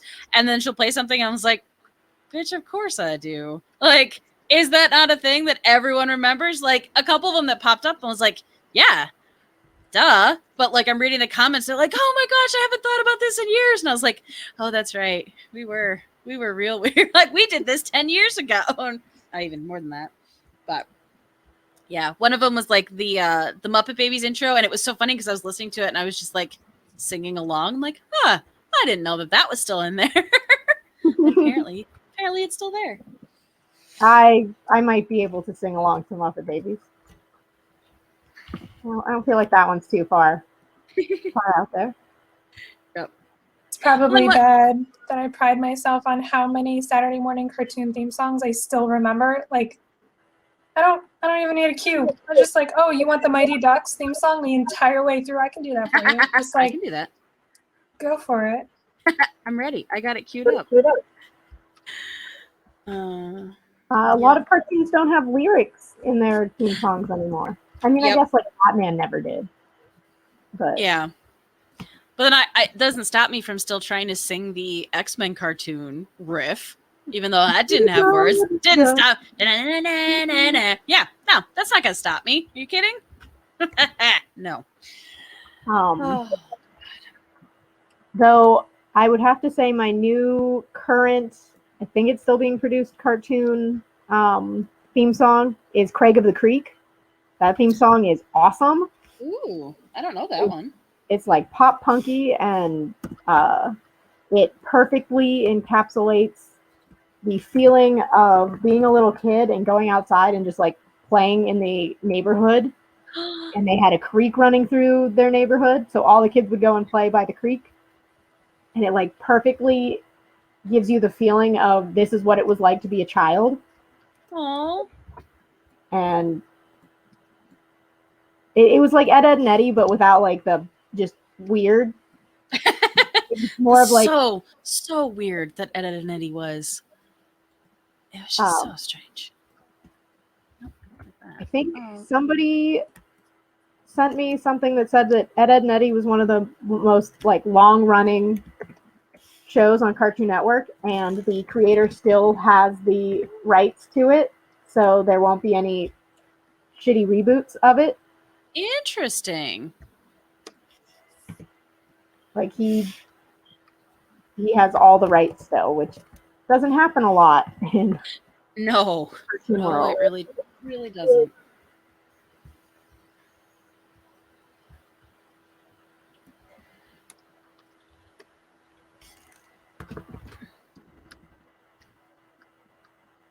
Oh, Slayer Braxis says yes. Craig of the Creek is amazing. That's awesome. I will put it on the list to check out because let's be real, I'm behind on everything. But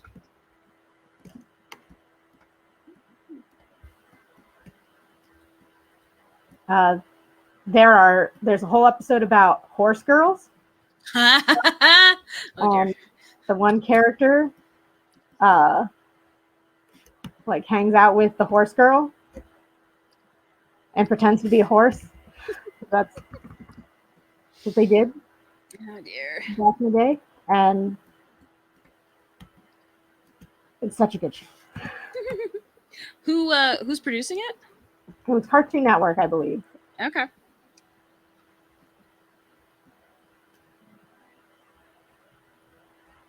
But sometimes I would just put on the theme song because the theme song is so good.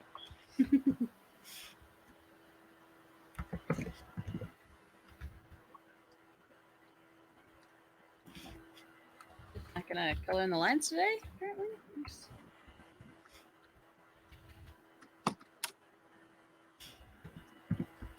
We're artists. We don't have to color in the lines. Who would do that? Crazy. We're purposely supposed to not color in the lines. Right? Like we're allowed to not do it. Oh, I wish I got that memo earlier. Right? It would save me a lot of heartbreak over the years. Oh, it's because I'm on the wrong tool. That's dumb. That was dumb, Emily. I feel like we need a counter for that. However many times I'm like, why can I not get paint? I'm not getting color. Oh, I'm erasing. drawing with the eraser again. Yay! Yeah, in the classes that I taught this week, I was teaching digital art. So we're doing Procreate on the iPad with Apple pencils, and the number of times when the students would be like, "It's not working," and they were either on eraser tool or they had changed the color of their brush to white, and I was like, "Okay," but like after the first couple days, I'm just like, I feel like this should be a thing that you should not be able to problem solve yourself because it is the same problem that keeps happening. No, okay. Look at me, I'm really good at fixing stuff every time. There is like the checklist of this isn't working. Am I on the right tool? Am I on the right layer? Do I have a weird like layer setting that's making this like transparent here for some reason? Yep. Do I randomly turn on like quick mask? I didn't mean to because I accidentally hit the letter Q, which I'm so guilty of doing so many times. All the time for me. Okay, so like I know she's just got like black eyes, but I don't. A lot of times they're blue. Okay, I thought so, but when they're not black.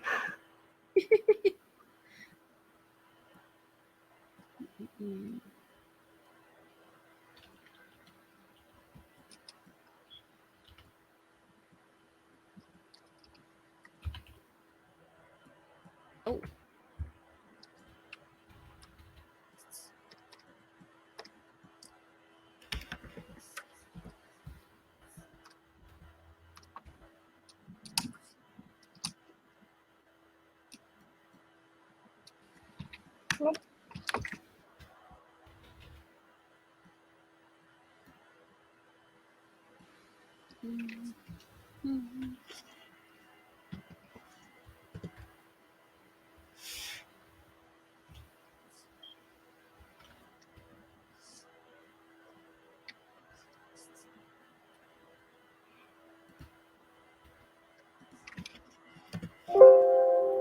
Five. Five. I think so. I feel like I make the same face when it happens every time, just like very upset, pursed lips of "Don't you sass me."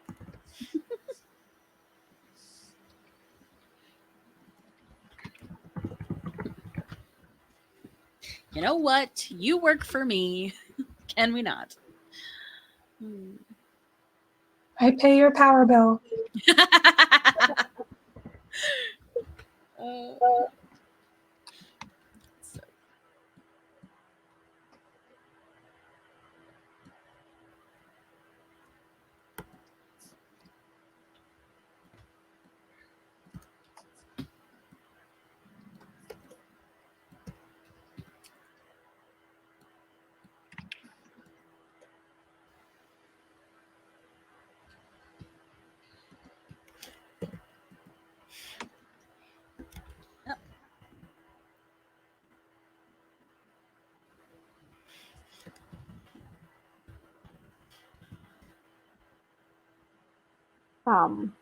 Emily, you work in comics and such. When you are painting layers and naming layers, which may make it, I understand not everyone is as meticulously naming layers as I am, but I wanted to ask if you've ever run into this, is that when you are naming colors for layers for things that happen multiple times over and over and over again, like the color of a character's pants on every page or every panel, like it's its own Sorry. title type.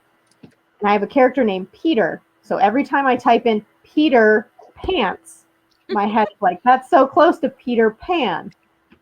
And every time I type it, I think of Peter Pan. I'm typing Peter Pants.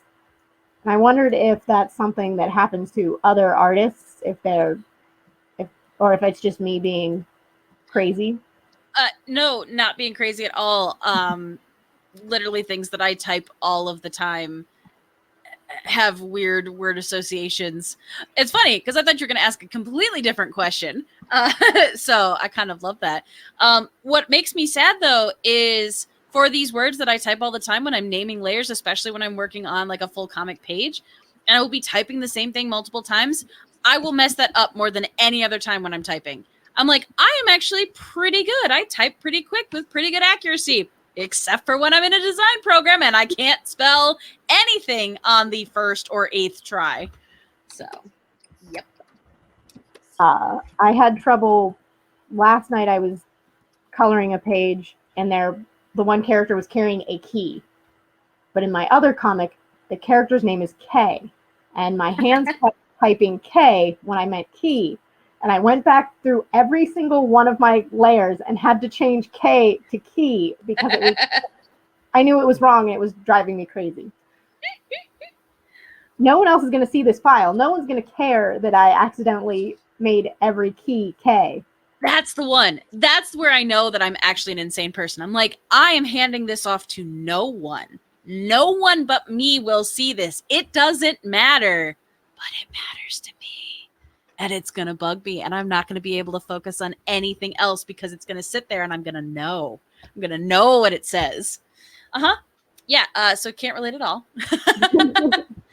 And especially with stuff like that, like I'll crack myself up with a spelling mistake or a weird word associated to me, like, haha, Peter Pan, that's funny. Most of the time I'm alone in my apartment, but if I happen to be like around other people or when I'm drawing at like convention, I will also do that. And they're like, what?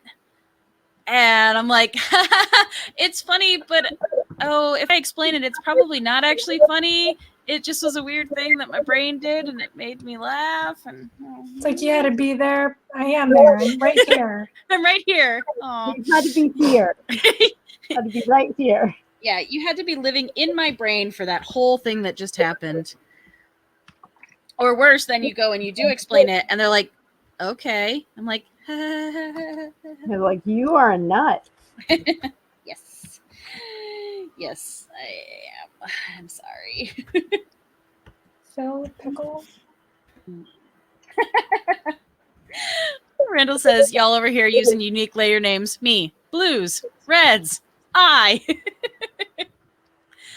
Yeah, for like just for single sketches like I do here, if I bother to name my layers, there is line art, there is like colors, there is shadows and highlights, and then background. Like that's the naming it. And anything else I add, any effects or any of that, like those just end up being just layer 1 or layer 2, and then I get really mad because I have to figure out which effect I put on which layer and get really mad. Could I just name them and save myself the trouble? Sure could, but am I gonna? Nope.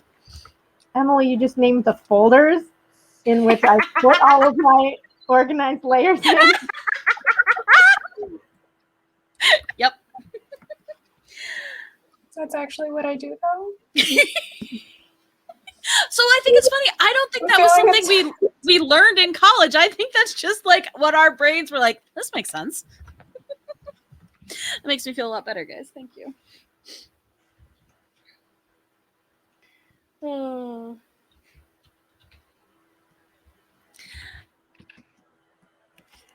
This That is is a weird that they didn't kind of teach that. They were just like, you can name your layers.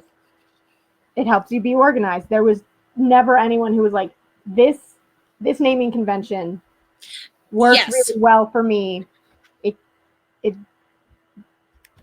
Honestly, I'd say the closest we ever got to it was when I was taking one of the texture classes. So like unwrapping and building textures. I'm pretty sure with Ketty, he was specific about why we named layers the way we did because it would associate with different parts of the unwrapping.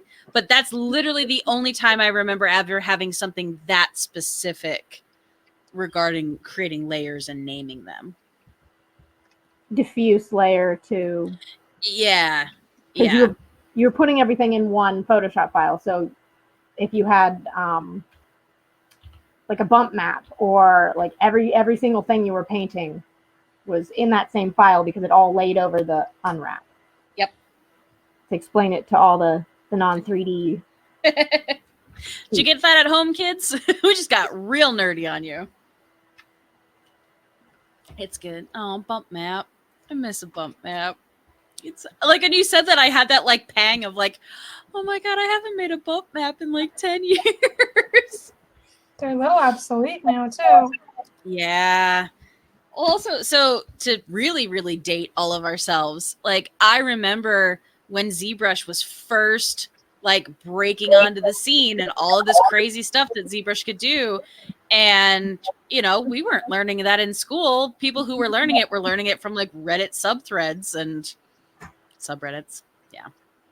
And now that brought in like such a new wave of animation and game art design and texture and sculpting and modeling, and just I think also at that point where I really firmly was like, nope, 3D is not going to be my future, because this is sorcery and I don't understand.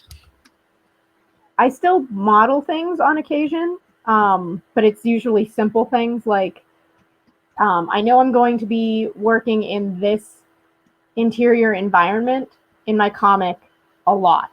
Let's block out where every piece of furniture is so that I can just rotate the camera and be like, okay, this is the perspective for all of the boxes in this room. Mm-hmm. Because a desk is an irregular box shape. It is. To have to draw that, like a desk with like shelves and drawers and things, to be able to be like, okay, my character is sitting here and is opening a drawer. My brain sometimes struggles so hard with the perspective that I'm like, no, I'm just going to build it. Yeah. I'm going to build it and take a render or a screenshot and draw over it, because my brain can't do the perspective and draw the character in there and then if I have the item and then I draw the character in perspective with that item that is in the correct perspective, it's so much less work for my brain and it just looks much better. Yeah. No, that ability to build in 3D also, and the big thing, and I don't know if this is just utilizing what we were taught or also because we learned that specific thing, like I know that I can rotate my camera around in this 3D room that I built. So if I'm going to be in the same 3D room for the entire page of my comic, but I'm going to be coming at it from different angles, all I have to do is build it once, especially if it's a setting that I'm going to go back and reuse. I build it once and I can then put my camera literally anywhere I want and not have to stress my brain out trying to desperately figure out what the perspective looks like. I always think of like interior of like a bar or something. You're like, okay, so what does it look like from behind the bar versus as like the patron versus the seats, and then you've got low tables and you've got high tables, and it's full. There are people everywhere in this crowded bar, and you're like, okay, what does the table look like with people sitting in it? And where do their feet go? And can you see the feet from where the bartender is? Like, I just did a bar scene not that long ago. They're hard. They are. I just filled it with so many people that you couldn't see the floor. Also, I would like to retroactively apologize to Sarah and Randall and myself a little bit, because the comic that we all worked on together that I made you do with me had not only a bar scene, but it had a pool table in it. Because I'm like, you know, it would be more fun in this rectangular room filled with a ton of stuff is another rectangle that's rounded and also has spheres on it. Let's go. I have to look at that because I think I did exterior backgrounds for that. Yes. Yeah. And all of the Pittsburgh bus seat designs. Oh, those were easy. There was so much. I just got on the bus and took a bunch of pictures and then got like photo references and stuff. And I was like, I got this. I'm going to draw over the top of this picture I took because perspective is hard. When they've all the little bars that are curved and go in weird directions, I was like, no, I'm just gonna get on a bus.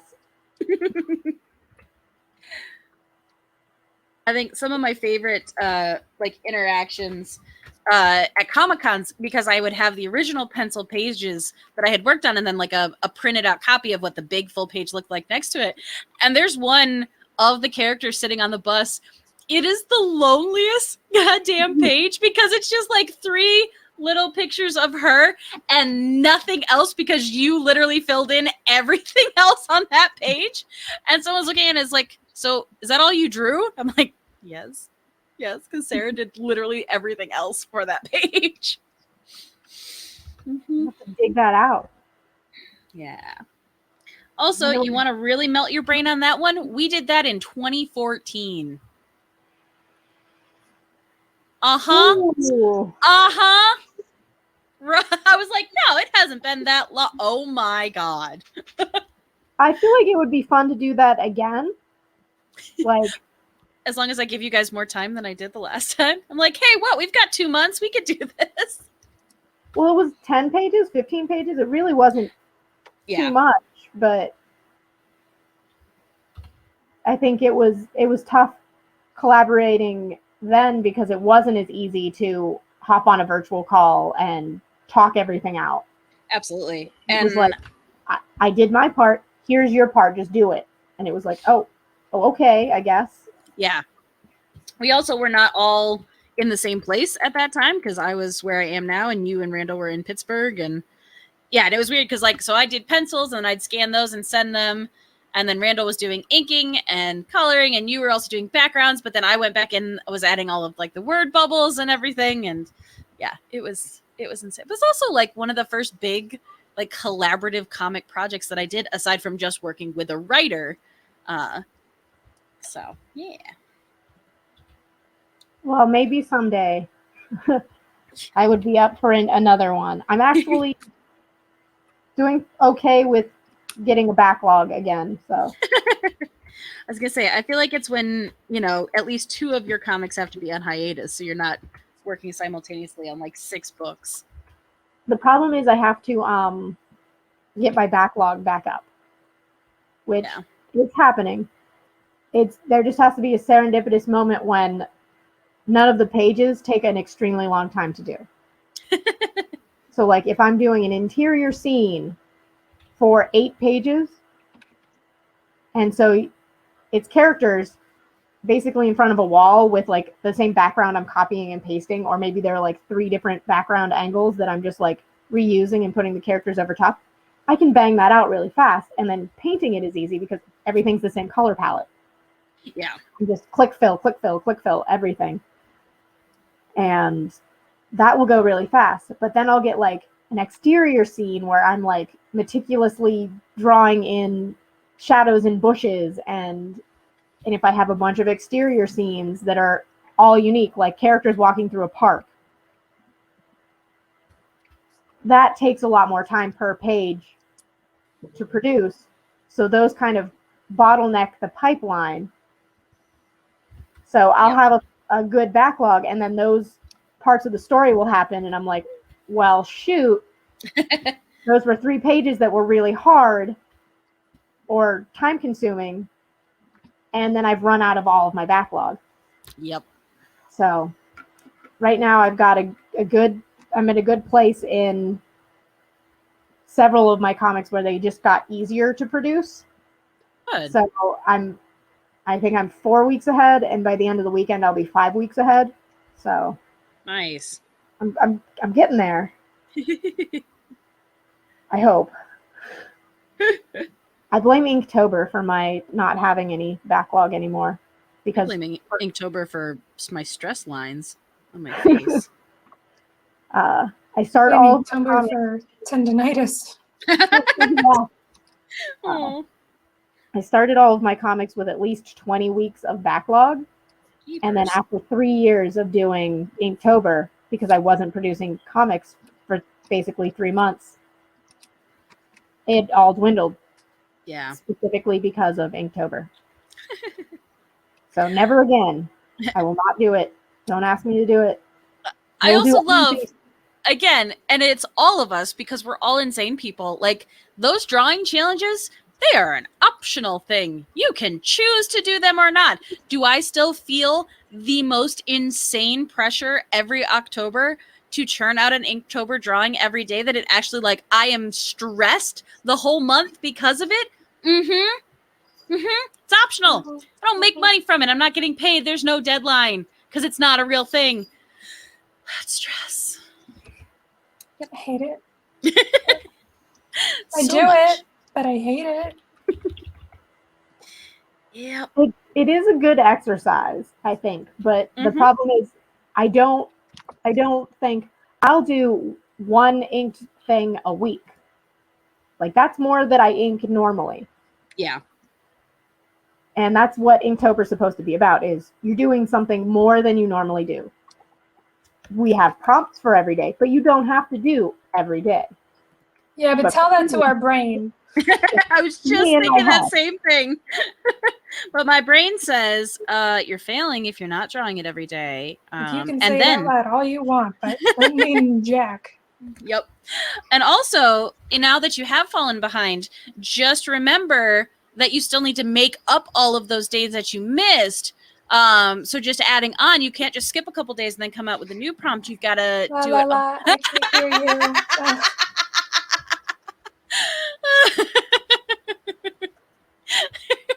Ugh. Chat again. I love you all.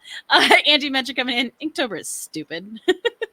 Yes. And Randall, Jake Parker can lick my boot. I'll draw what I want when I want. Heck yeah. Well, after Inktober was around for a while, I was like, why wouldn't you just do Drawgist? Like, draw something every day. It can be a little stupid doodle. Yep. But there's no inking involved. There's no hard planning. We'll have prompts for you if you need them, but Well, there's a whole thing now. It's Sketchtember, Inktober, Huevember. So like, you draw it, you ink it, you color it. Yeah. that feels a little bit easier or better to me. Yeah, I agree. I can handle that amount of doing, but not really, because I'm not going to actually. I can't. Well, and I know for me, for so many years, because I wasn't, not that I am now, but especially then, I wasn't working as a professional artist. Like, I was hired and design was a part of my job, but many other things were a part of my job. And I was working full time. And October, specifically starting in September and ramping up all the way through the end of the year until about 2 days before Christmas, was our busiest season. So I'm coming home in October on nights when I'm already exhausted, trying to do this as well as like the heavy weight of stress of my regular job. And I'm just like, I can't do this. This is killing me because I'm already super stressed. And, if I even want to have a prayer of making Christmas gifts for people or doing any art for that, I was like, no, there's no way. There's literally not enough time from September to December for me to finish all these things. It's fine. I think we talked about during the interview, or before it or after it, about being okay with not finishing a project. Mm-hmm. Like starting something and it's not going the way you want it to, and it's okay to say, okay, I'm going to put this down for a while, or maybe I'll rework this later.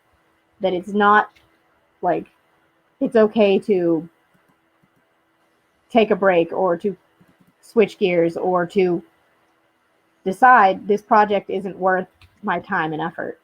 Yeah. Nope. So I'm so happy you brought that up because it actually leads into a couple of things I wanted to talk about. So along those lines, what Sarah alluded to. So as this is episode 20, Doodle Crew is going to be going on short hiatus after this episode. We will come back. So I'm counting this as our first season of 20 episodes. But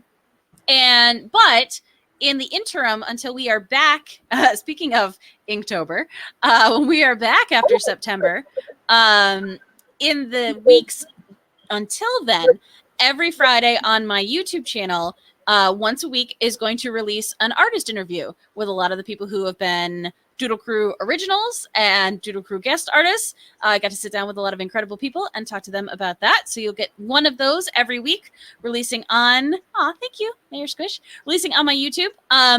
But it was so cool, especially because I conducted a lot of the interviews very close together. It was building this, like, as we talked about when we were talking about naming layers, like there's this weird, like, hyper precision focus and like attentiveness to how things need to be as an artist. And it's funny because in my brain, I feel like there's the perception of everyone thinking like, we kind of just wacky and we make stuff happen. I was like, no, we're crazy anal retentive about how certain things need to be a certain way because this is how this works and this is how this works. And so, like so many things, it was very nice to kind of have that a little bit of an echo chamber, but also just the support of the community where I was like, oh, we're not alone. These things that my brain tells me, other people hear it too. So that was super awesome. So yeah, you can check that out. That'll be, so you still get some Doodle Crew content coming to you, even though we won't be doing live episodes. Also, all of the episodes that we have done up until this point, including this episode, will all live there on my YouTube as well. They will each have their own playlist, and then all the interviews will have their own playlist. So if there's one you want to check out, they're there for you. So yeah. I don't like what I did with that brush. So I'm going to admit that I'm cheating a little bit, and I finished my Sabrinas, and since I've got a little extra time, I'm starting to work on my first old art redraw, and I'm cleaning up some of the line work and getting ready to paint that. That's okay. That's allowed. Did you add anything on top of the flats that you showed? Do you want to show people? I did. Yeah. Let me do the side by side again. Get it all set up so that I'm actually ready and not fake ready. While you're doing that, I wanted to call out Andy Mentor made a great thing, and this is something I wanted to talk to everybody about, probably in the Discord. He was saying if you need a drawing prompt, just get the Design Shuffle or Wanna Draw app and pick. So I've been wanting to play with some of those because, again, I see artists making reels and TikToks about these different mashups, and I feel like that would be a really nice, like, easy, just goofy prompt. And I will totally admit that selfishly, with the ease of showing up with Doodle Crew and just creating a piece of artwork that doesn't necessarily have to be anything, but is just a prompt-based thing, like, that's kind of a nice trend that I would like to keep doing throughout July, August, and September, as we're not recording regular episodes. And maybe I will work on like doing like screen record and something like that, so you could watch my process and I could speed that up, and you could laugh at how many times I draw something and then Control Z it and draw it and Control Z it and draw it and Control Z it and just keep doing that until I can finally figure out what my line is supposed to be. But also I liked the nonsensical prompt that Andy mentions, like draw Michael Jackson performing Miley Cyrus's Wrecking Ball. Yeah. So I'm so happy you mentioned those because I've definitely wanted to look into them and possibly use it. Also, the one drawing prompt site that we used for the prompt week that we did with the timed prompts, like, won't work for me anymore. I kept trying to shuffle the prompts and they wouldn't come up with any new prompts, and I was really sad about it because I really liked that one. So I've been looking for a new one.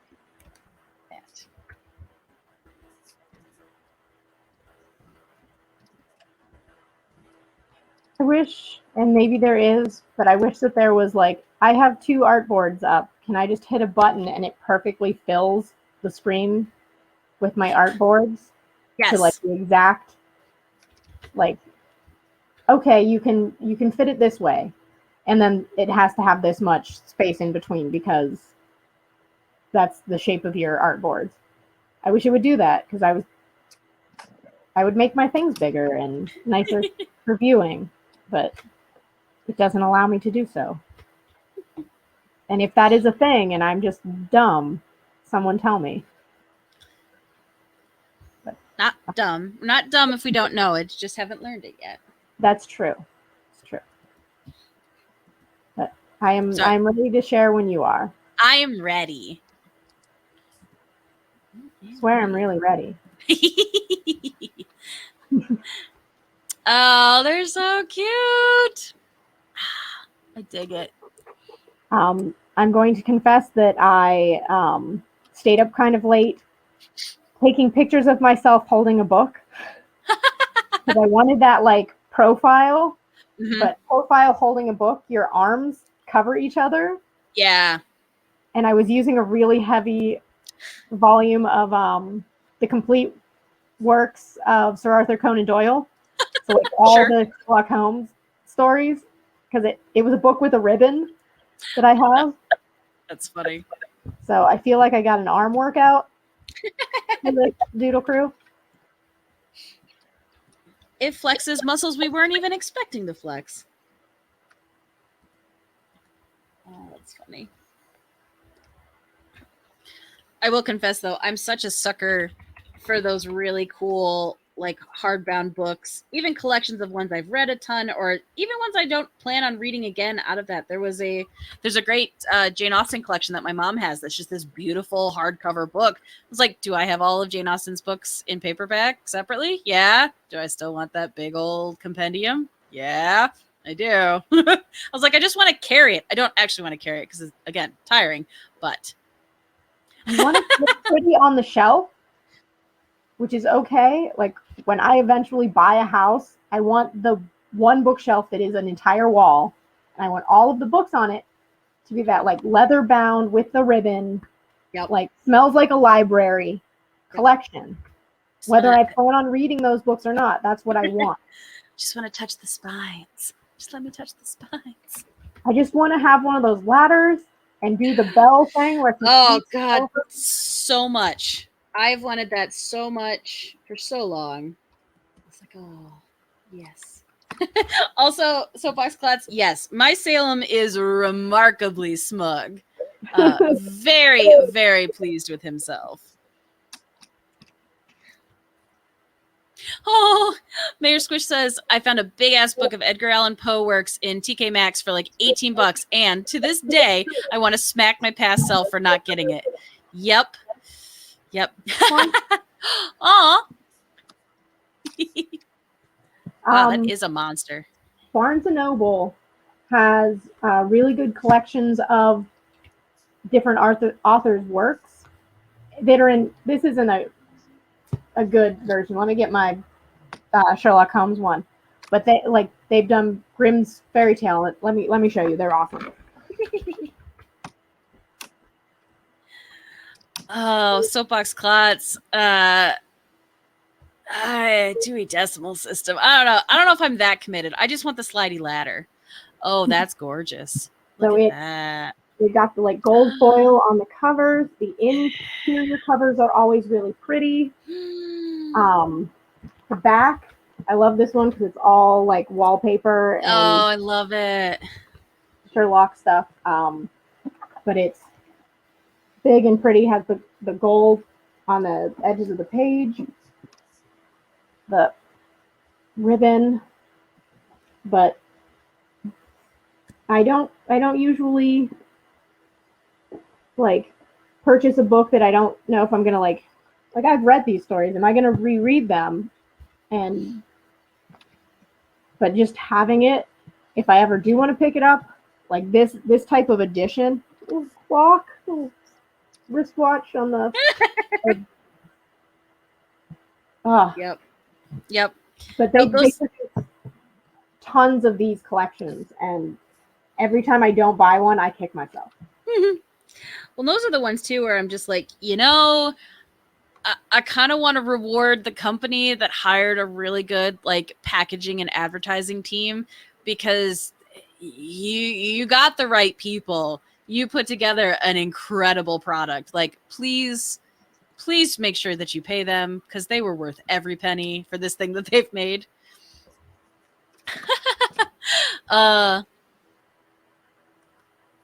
Oh, interesting. So Soapbox Klutz says, I saw the one that Sarah held up in an Ollie's lately, which is cool. He also says, I too aspire to have a dusty library, and if you accrue late fees, my wife has a huge hammer. I love it. I love it.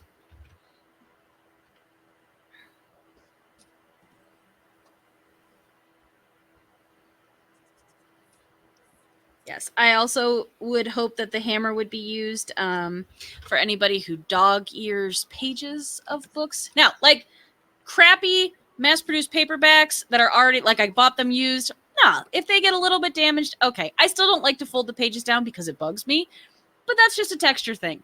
Sure, whatever. A nice book, anything that's literally not like they ripped the front cover off of it because it is literally so like it's been sold and resold so many times I'm getting it for 10 cents. Like anything beyond that, don't you bend that page down. Don't you bend that corner because it'll never go back. It will never go back to where it was. I know. Yeah, but I will say Soapbox Klotz, because he brings up Steph. She's buying multiple copies to specifically have one that she makes notes in and does that same thing. Like if I know that there's a book I really want to kind of be okay with destroying and like toss in my backpack and stuff on top of it, like that's fine. I will buy an extra copy of a book that I like to be able to do that, especially if it's one I'm going to lend to someone and they want to know my thoughts on it.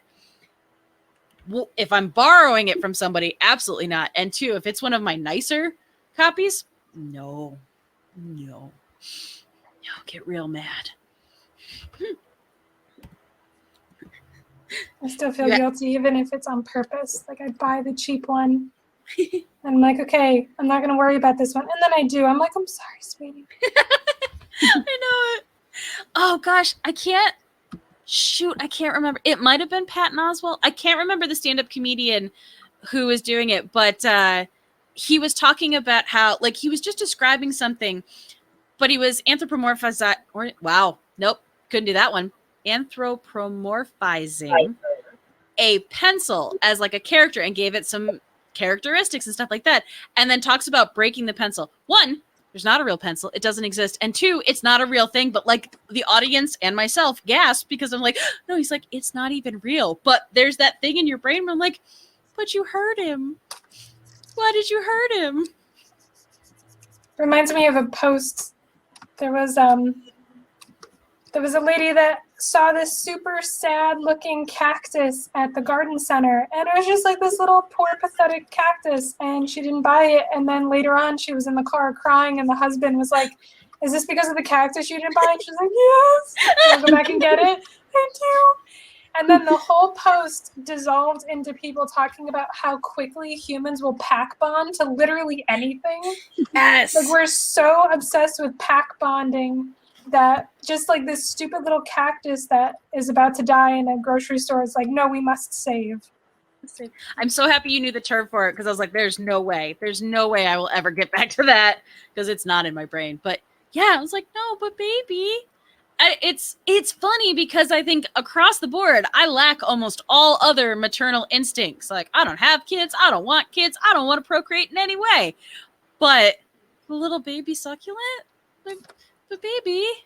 Oh. Also, can we all aspire to having a partner who knows us well enough to take us back to the plant store to buy the sad cactus? Like that's the kind of support I want in my life. 100%. And even inanimate objects. You just like, you're in the clearance and you see this sad little, I don't know, it doesn't even have to have a face. It's just like a sad little organizer. You're like, oh, I've given it emotion and now I need to take care of it. It could have a home with me. It could. Yeah. Human brains, man. They work real weird.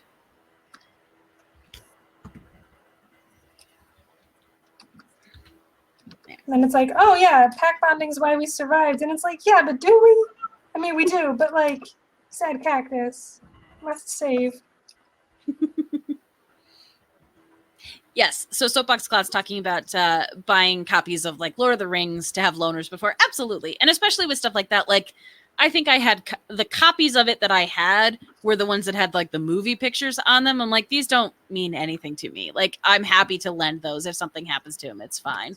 But other ones, especially like if I were to pick up a compendium that had some beautiful art or, you know, for a while I was looking into, and Sarah, I know you specifically, like the Wizard of Oz books because they have all the cool like woodblock prints and everything. I was like, okay, so do I want, you know, the nicer versions or because I'm going to share this and use them as a teaching thing in class, I'll probably just get the paperback so that if the kids do happen to get a hold of them and destroy them, I won't be heartbroken, which is why I have a, this is, I would say nerdy, but we were so far past that at this point. I have a Star Wars book that is specifically all about different creatures from different worlds, and it's this beautiful, like, illustrated creature guide that I bring in to show the students, and they will ask if they can flip through it. And I was like, nope.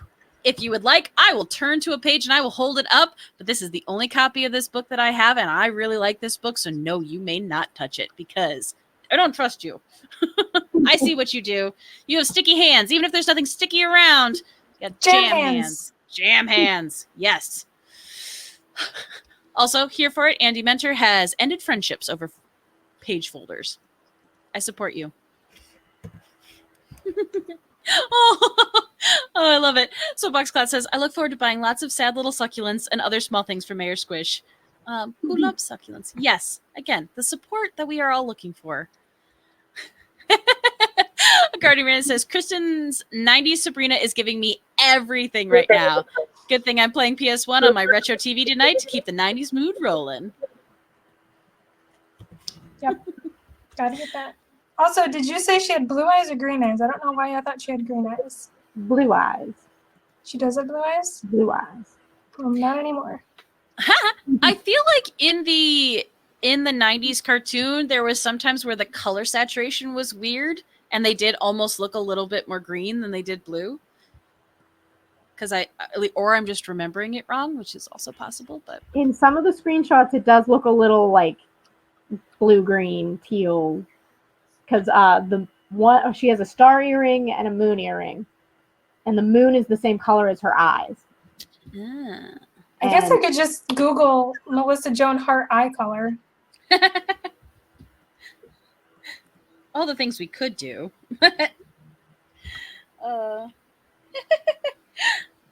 Also, Soapbox Clouds, I'm here for this comment. 2 of the worst things in life, jam hands and jam bands. Sorry, not sorry. I love it. Hi, I like OAR. Aw.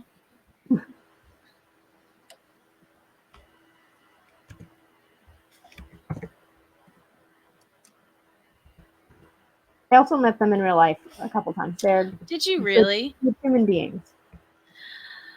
I felt so hard for them in high school. I was just like, I don't even know what this is. I like it. Oh no! Oh, we were singing her praises earlier. Really? Is she not as progressive as we might hope on social issues? Oh, are we talking about Melissa Joan Hart? Yeah. What's the scoop? What's the skinny? Yeah. What's the sitch, Soapbox Clots? Oh my god. Sorry. Andy Mentor. Oh, that broke me. I wasn't ready for that. Sorry. She's really excited about Jesus. Oh my gosh, because I can also hear you saying it, and it just, nope, that one got me. Thank you. Just real excited about Jesus. Oh, Lord. Okay, I'm fine. It's fine. Everything is fine.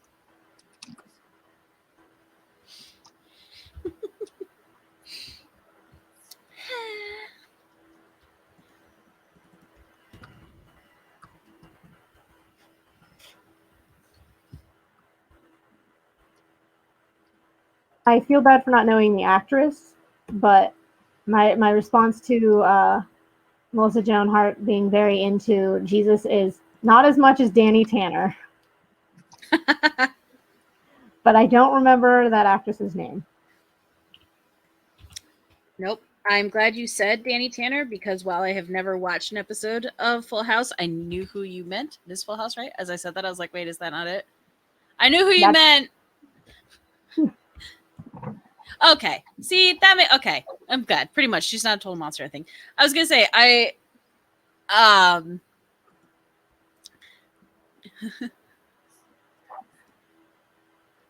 wait, that's not it. Oh, yeah. It's fine. My brain. My sad, broken brain.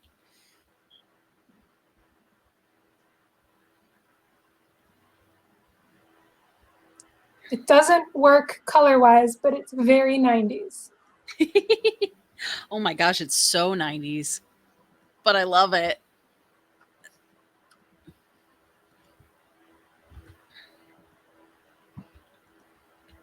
And I'm also going to give her jelly bracelets because those like weird jelly bracelets we all wore. We all wore. I also think it's funny when it comes to some of the trends that were happening, one, when we experienced it the first time, and two, are coming back now. Like, I'm once again being reminded of, not that I ever need to be reminded, because trust me, I'm keenly aware, but of how not cool and never on trend I was. Like, I never had the trendy things. I never had the clothes or the bracelets or the shoes or anything. But, like, I was aware that they were all happening around me. And it's just, I'm like, oh, but with like the chokers and stuff like that, I'm like, I'm probably going to miss that again because now they don't look good on me. But then I was just like, oh, I want it. Never wore it. Also, I'm okay letting slap bracelets go because if you have dainty wrists, they're great. But if you don't have dainty wrists, of which I don't, they don't fit as well. That's a bummer. I got a slap bracelet at a Warped Tour show from the band I Fight Dragons because they're awesome. But I was in a meeting once and I like took it off and it had it flat and was like real bored, and I like had it in my mouth for a second while I was taking a note, and it unflattened and slapped me in the forehead. Oh no! And That's hilarious. We were on like a call, and my boss, like his face, because he was trying to talk to the client over the phone, and he was using his hands to talk, and it happened, and he just completely shut his mouth and had to like pause for like 10 seconds before he could start again. You're like, oh no. Oh my gosh. It didn't hurt, but it hurt my pride. Oh yes. And then in one fell swoop, I am once again transported back to middle school, where no matter what I do, I embarrass myself and have no pride. And it was always those moments where you're like, okay, I'm feeling good. I'm feeling confident. Like, it's going to be good. And then something happens. You're just like, why? Universe, why? I didn't need that. Full deflation. Oh, God. That kind of stuff is why I hate when people say, like, oh, these are the best years of your life. It's like, no, I have no coping mechanisms for all of the trauma that I go through. These are not the best years. Also, then in my brain, I'm just like, I friggin' hope not. Like, if this is the best, then no. Check please. Just, yep. Can we? Yeah, I'm just done. I'm just done now. We'll just call it. And yeah, okay. Pick me up when the ride's over. Not gonna participate. No, like the amount of freedom that now being in my 30s where I'm not so, now, it's not everything, but certain things. I'm not so like painfully hyper fixated on my own personal embarrassment about, like, that is the most freeing feeling. I was like, well, what? I just don't give a fuck about this. This is cool. Middle school Emily couldn't do that. I cared about everything. I still have some of those things in my brain where I'm just like, hey, do you remember that one time that you accidentally went to stack your cup that was empty in someone else's cup that had stuff in it, and you did it and it spilled and kids laughed at you? Do you want to think about that again? It was 99, but do you want to remember that and how bad you felt? Let's think about that. Let's think about how bad you felt. Like, did we need to do that, brain? I don't think we did. I was fine without it. It's like PTSD. You're stacking empty cups at home, and it just like flash. You're right back to where you were.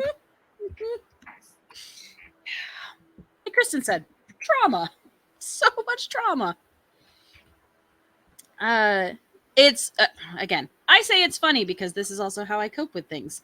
But there was a topic that I wanted to bring up on In Addition.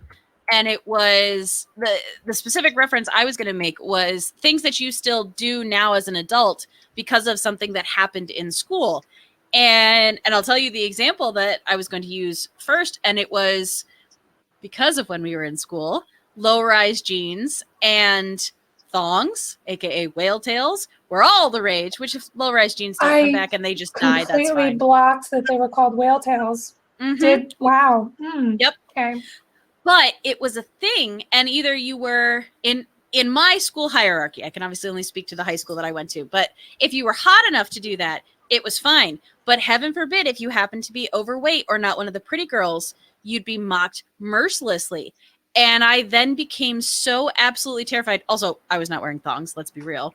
But I was so terrified of the possibility of my underwear showing above my pants and getting picked on that I started wearing tucked in tank tops underneath every shirt that I ever wore, because then it was tucked in and then there was no chance. I still wear tank tops underneath everything to this day, like 25 years later, and I'm still doing this thing because, oh my gosh, but what if someone sees my underwear? But what if? Yeah. So, yeah. Trauma? What? Who has trauma? I don't have trauma. I'm fine. It's fine. We're all fine here. Yeah. Good The old wheel tails. tails can't hurt you anymore. They can't hurt you. Yep. There were songs about them. I mean, there is, the quintessential thong song, which, classic jam. I just remember that it seemed like it was such a like naughty song to like sing about that type of thing. Mm-hmm. It's not that big a deal. That guy's really weirdly obsessed with underwear. Yep. Which, hey, man, that's cool. No shame. It was weird that high school students, were playing it at the high school dances, but you do you. Yeah, I think that was what was weird, was that the demographic that song hit on the most was like tweens. I was going to say like 14-year-olds. Yeah, like Yeah. 13, 14, junior high kids. Mm-hmm. Yeah, our brains are still so squishy at that point. So if Mayor Squish, let me know if you're okay calling it out. I will call out your story to the audience, but I don't want to do that if you don't want it to share on the final vid.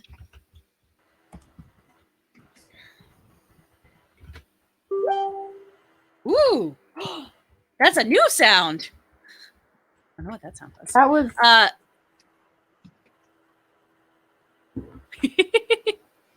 that was me. So Mayor Squish says, I truly believe that my trust issues stem from the time I told a quote unquote friend that I had a crush on a guy in our class, and she proudly exclaimed it in front of the entire class and our teacher for no effing reason. Yeah. That putting your trust in the wrong person and having them betray that, and especially in a public way, absolutely. You want to know why I didn't consider having any super close best friends and stuff like that? Because at some point I just always assumed that my secrets weren't safe with them. Was I doing anything scandalous? Absolutely not. But it didn't matter because it felt like the end of the world to me. To that point specifically, a dear, dear friend that I still have to this day, who I love and adore. He's married to a wonderful woman. I went to his wedding. I absolutely love him. One of my good friends from high school, I told him years and years later, we had been friends for a while at this point. Like, we stayed in touch. We were friends in high school. We stayed in touch through college. Like, we'd get together when he'd come back to town. When he moved back, we were still, like, we hung out. This is a good friend of mine. I told him that for years, I was waiting for the gotcha moment because he was one of the popular kids. I was waiting for him to be like, ha, I fooled you. I made you think that you were a friend of mine, but I was actually just waiting to set you up for failure. And he's like, seriously? I'm like, yeah, dude, like for years. Did you give me any actual reason for that mistrust? No, not at all. But the rest of the school society did. Like, it got in your brain. And I was like, I can't ever fully trust you and tell you things, because if I do, then that's going to be the moment. Yeah, again, we've been friends now for 20 years. So I'm betting that day's coming anytime now. It's so sad, but very relatable. Yeah.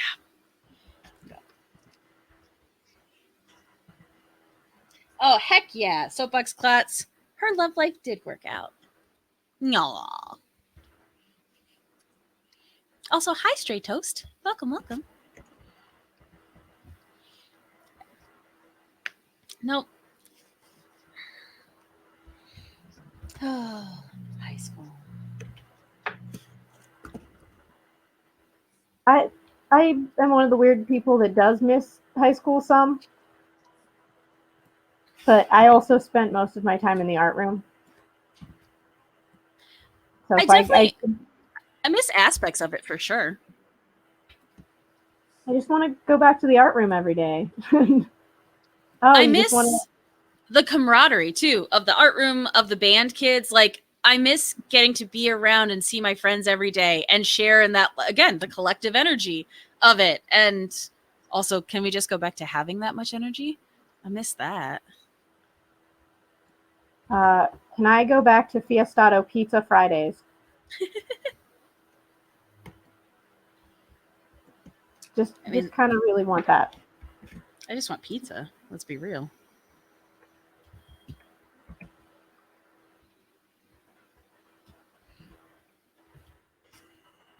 Also, thanks, chat, for letting me get real honest about my middle school and high school trauma. Thanks for that. Okay. Oh, another story from Mayor Squish. Also, my quote-unquote best friend in middle school, who I could never, ever be friends with now because she was borderline verbally abusive. Not cool. Good for you for cutting her out. Continually told me things like, LOL, you can't pull that off and you'll never have a boyfriend. Oh, yeah. And I internalized that for so long. So can I tell you that even like my good friends in high school, like a lot of them were guys because I felt more comfortable with guys, and like we liked video games and we had a lot of the similar interests. But they made a comment to me once because we were all talking about watching Dragon Ball Z and stuff like that. And they're like, well, you know what it's like, Em. And I'm like, what? What are you talking about? Like, well, you've got man arms. Oh my God. Sorry. No. How cruel. Yeah. And so like in my brain forever. Now, was I stronger than most of them? Could I kick their ass? Sure. Did it still get in there? Do I still think about that? Did I get really self-conscious about these muscles right here by my neck because they kept telling me that if I kept working out and playing softball like that, it would get like those crazy big shoulder muscles like Dragon Ball Z characters had? Oh yeah, in there real deep. How absolutely cruel. That is awful. Yep. Like, okay, cool. Thanks. It's fine. Also, hi, Simkin. Welcome. I'm sure they meant like you have these big, strong arms. We're impressed with that, but it does not feel like that when you are feeling feminine. Yep. And I was already like not feminine, and I was very aware of that, which was fine. But yeah, it was one of those where I was like, all of a sudden I had this new thing that I was self-conscious about that I hadn't been before. Yes, teenage boys always legendarily known for their tact. Yep. So teenage boys and like little kids. Oh gosh, yeah, little kids will just cut you right to the core.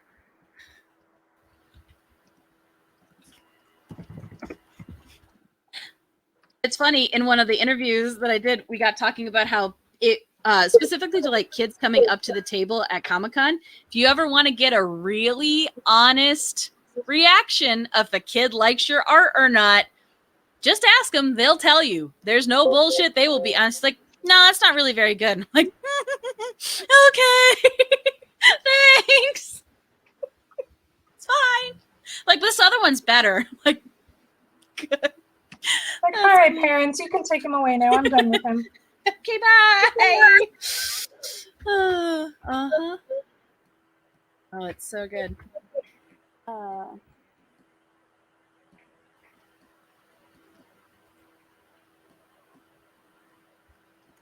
feel bad because I know I was the brutally honest kid. My mom has stories of how I've embarrassed her. In front of I can see that. I can see you being very honest.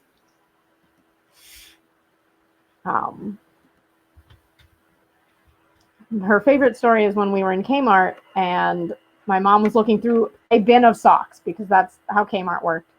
And this lady walked up to me and she was like, oh, how cute. You're like the cutest little girl. And I just turned around and my eyes got big as saucers. And I said, wow, what a big lady.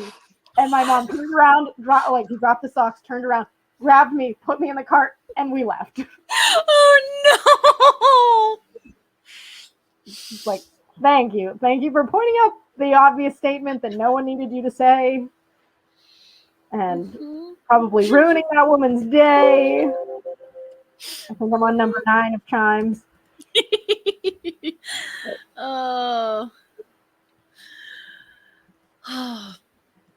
Oh yeah, so straight toast bringing up specifically, but like Korean beauty standards, but just we'll say beauty standards across the world with some of those like the hyper focus on certain aspects of the dynamics of your face or your symmetry or anything like that. Like, oh yeah, it can get really, That's what really I struggle destructive. with. Yeah. Really destructive. Also, I feel like in that instance, Sarah, like even if your mom had been like, you know, the logic of you are a small child and all adult humans are bigger than you is a part of it, but also like, nope, we're just gonna run. We're just gonna run because there's no salvaging this. Yep. And I was the type of kid that would learn a swear word and know how to use it properly in a sentence the first time I hear it. I'm trying to think. The full story was I heard shit from somewhere. I don't remember that part of the story, but my mom was again in Kmart. It was down the hill from where we lived. It used to be a thing, guys. It really was a thing. And she had a cart, and there was a stand that had a bunch of cactuses on it, and some of the cactuses had fallen and been run over by shopping carts, so it was really this mash of gross cactus goo on the floor. She hit that with her foot and started to fall and brought her hand down to catch herself, but grabbed a cactus. Oh dear. And just said the F word really loud in front of me, and she felt really bad about it. And she was like, I hope that she's not going to pick that up. And that evening we were at a friend of the family's house for a Halloween party, and I was watching the movie with the kids, and I came in to get a snack, and everyone was like, oh, how do you like the movie? And I just turned to them and said, that movie scared the fucking shit out of me. And then I got my snack and walked back into the room. My mother was horrified. Like, oh my god. I heard the words once, and I somehow deduced this is exactly how you use this word. I changed the tense. It wasn't just the F word. It was an F-ing. I got it just right. Oh my gosh. Precocious. Yes. 100% Mayor Squish says my appreciation for child Sarah keeps growing. 100%. Yes. Can confirm. Adult Sarah also very cool. I met her at kind of a weird in-between point. I was I'm not a man. Wasn't a man child. That's like No. needed in that position, but whatever the German word is for lady child.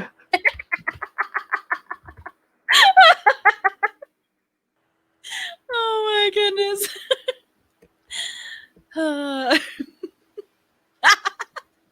You're gonna break Mayor Squish. I love it so much. Oh goodness.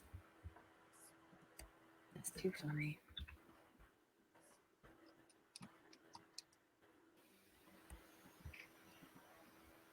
Again, you asked me why I love Doodle Crew. It's because of conversations that we get to have just like this.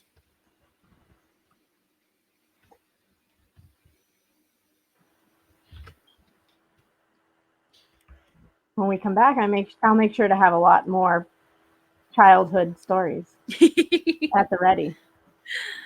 Yeah, I think when we're talking about like embarrassing our parents, there was one time, I don't know if they were embarrassed, but I realize now like it could have caused a lot of trouble. We used to go to the fairs a lot because we would show the horses. And they would usually have like a dance a couple of nights, and obviously I love to dance. So I was out doing that, and it was time for us to leave and everything, and I of course didn't want to go. And so my mom came over to get me, and she's like, "Okay, it's time to go." And I was like, "No, I don't want it. I'm throwing a fit and everything." And some other adult like asked her about it, like, "Hey, is this lady your mom?" I was like, "That's not my mom." Oh no.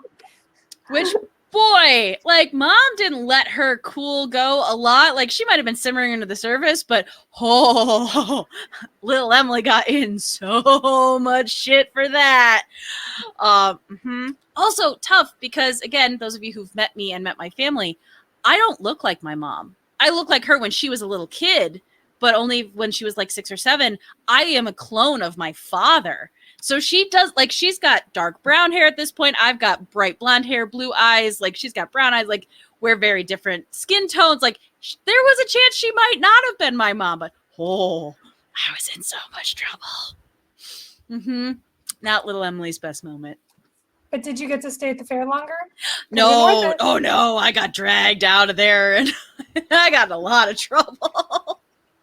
Yeah. To this day, that poor guy's like, I wonder if I should have called the cops on that. I hope that really was her mom. Yes. Oh, so by Scott's 100%. Emmy, no. Yeah. Yep. Oh gosh. Yeah.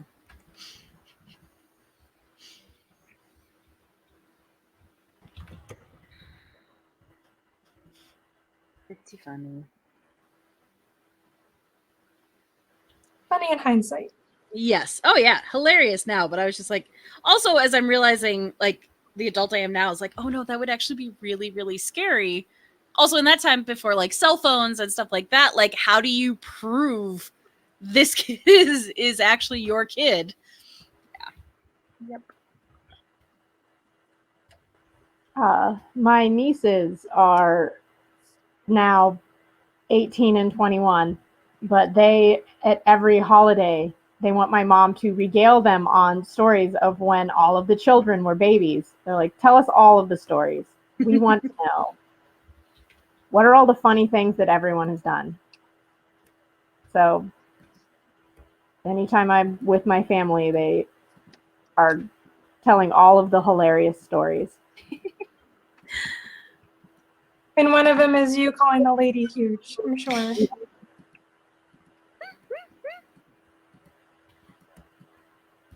Yep.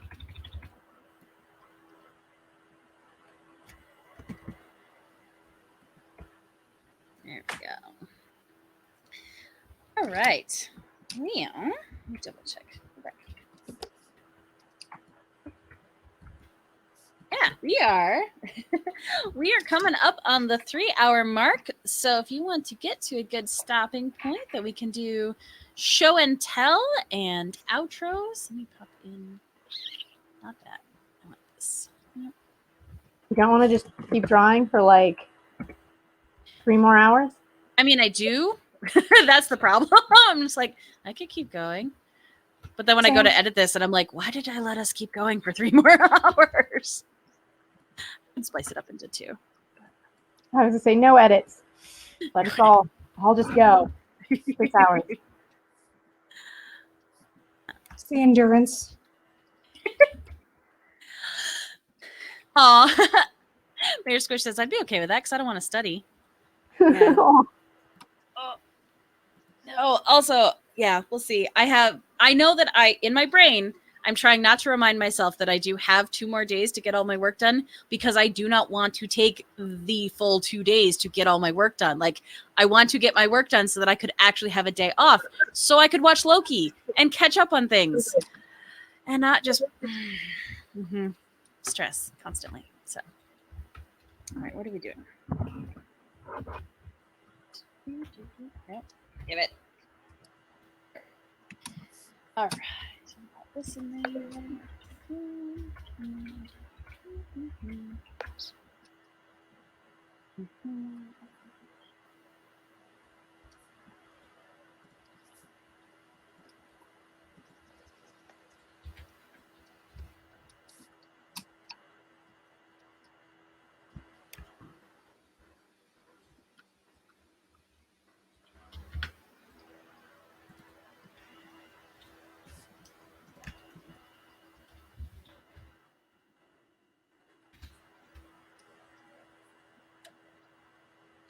Oh, yes, Mayor Squish. Also, yes, we have planning to do. So when we get off stream, it'll be good. Also, because then I need to stretch and move my body. But Move it, move it. move it.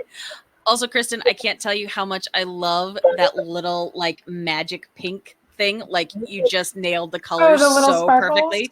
Oh, it's so perfect. I couldn't remember what color her little sparkle is. I thought it was gold, but we're going with pink because 90s. Nope, it works. I feel like what I might be remembering is like the book covers that had her name like in pink.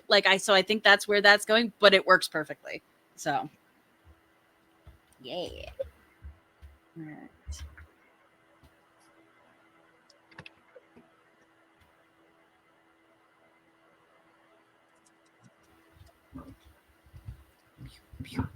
There we go. Speaking of fonts, I don't know if I want this font.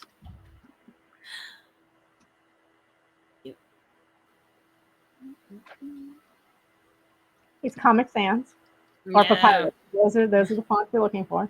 Oh, why do you hurt me? It caused me so much pain. There. I like that one. I like that one a little better. For some sick and twisted reason, I like having my signature over on the right-hand side of my piece. I think, if I'm guessing, I think it's because I know people are looking at it left to right, and I don't want my name tag thing to be the first thing that they see.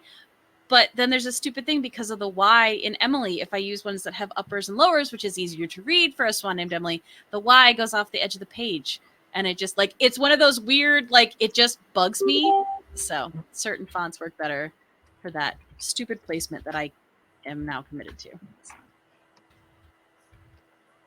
Again, chat, if you had any questions about us having weird little quirks, I'm here to confirm them for you. All right.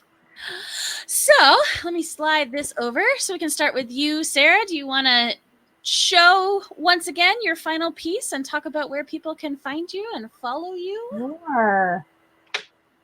Maximize. There we go. I am on Tumblr, and you can find me on my website, sarahwilldesign.com. And I feel like I bit off the right amount to chew today. Yay! I love the distant scream. Sorry, I was picking something up. Yay!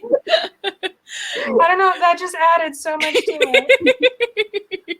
It's like whenever they show things on a little kid show and you just hear little kids all say yay. That's kind of what it sounded like. Yes. Also accurate. Incredibly accurate. That's awesome.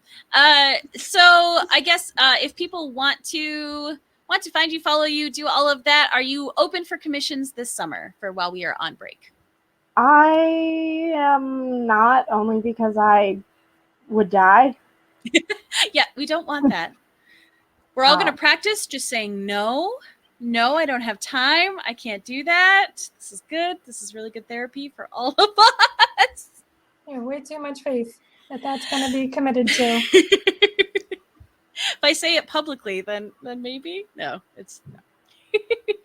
All right, let me slide Kristen over and we can take a look at, doesn't want to do it. Do that one. There we go. Oh, it looks so cool. So I can minimize me a little bit there. So there you go. No, that's looking awesome. So obviously I have not inked, because I never seem to finish in time. I have not inked the Chilling Adventures, but here we have our kind of like 80s, 90s sort of mashup, sync up. And if it fits with the theme of the show, like Sarah was saying, all the better. So that was unintentional since I haven't finished Chilling Adventures, but I do love the aesthetic. It is so fun. Yeah, no, and they simultaneously work so well together despite being such different design styles. So no, it turned out great. I'm excited to see it finished. Magic is fun. Where can people find you, follow you, support more of your artwork? So Instagram is the main place, though you can find me also on Tumblr. I do have a Twitter. pretty much anywhere at Kia or Kia Creations, kind of rebranding to that now. So yeah, follow me there. Send me a message if you're interested in a commission or anything like that. I do have a few spots open for the summer. Yay! Yeah, awesome. Hooray! All right, and slide me back over. Let's do this. There we go. All right, so there is my final piece. I'll say final, like Sarah said, I can't ever get it to quite zoom just as much as I want, so get close. But yeah, Smug Salem might be my favorite thing. I just enjoy it very much. But no, this was fun for something that like we kind of just threw together. Like we knew we were going to do a style challenge, but we hadn't totally figured it out yet. I am super thrilled with all like 3 very different versions that we came up with. So yeah, if you want to see more of my artwork, follow me across the internet. I'm also going to do a final push as, again, happy 20th episode, happy end of first season to the Doodle Crew. Definitely check out my YouTube for past episodes. You can then watch the episode if you're following us across the internet. We are at Doodle Crew Draw at Twitter, Instagram, and Facebook. So you'll see artwork from the episodes posted there. You can also then go back to YouTube and watch them if you missed an episode and see super cool stuff.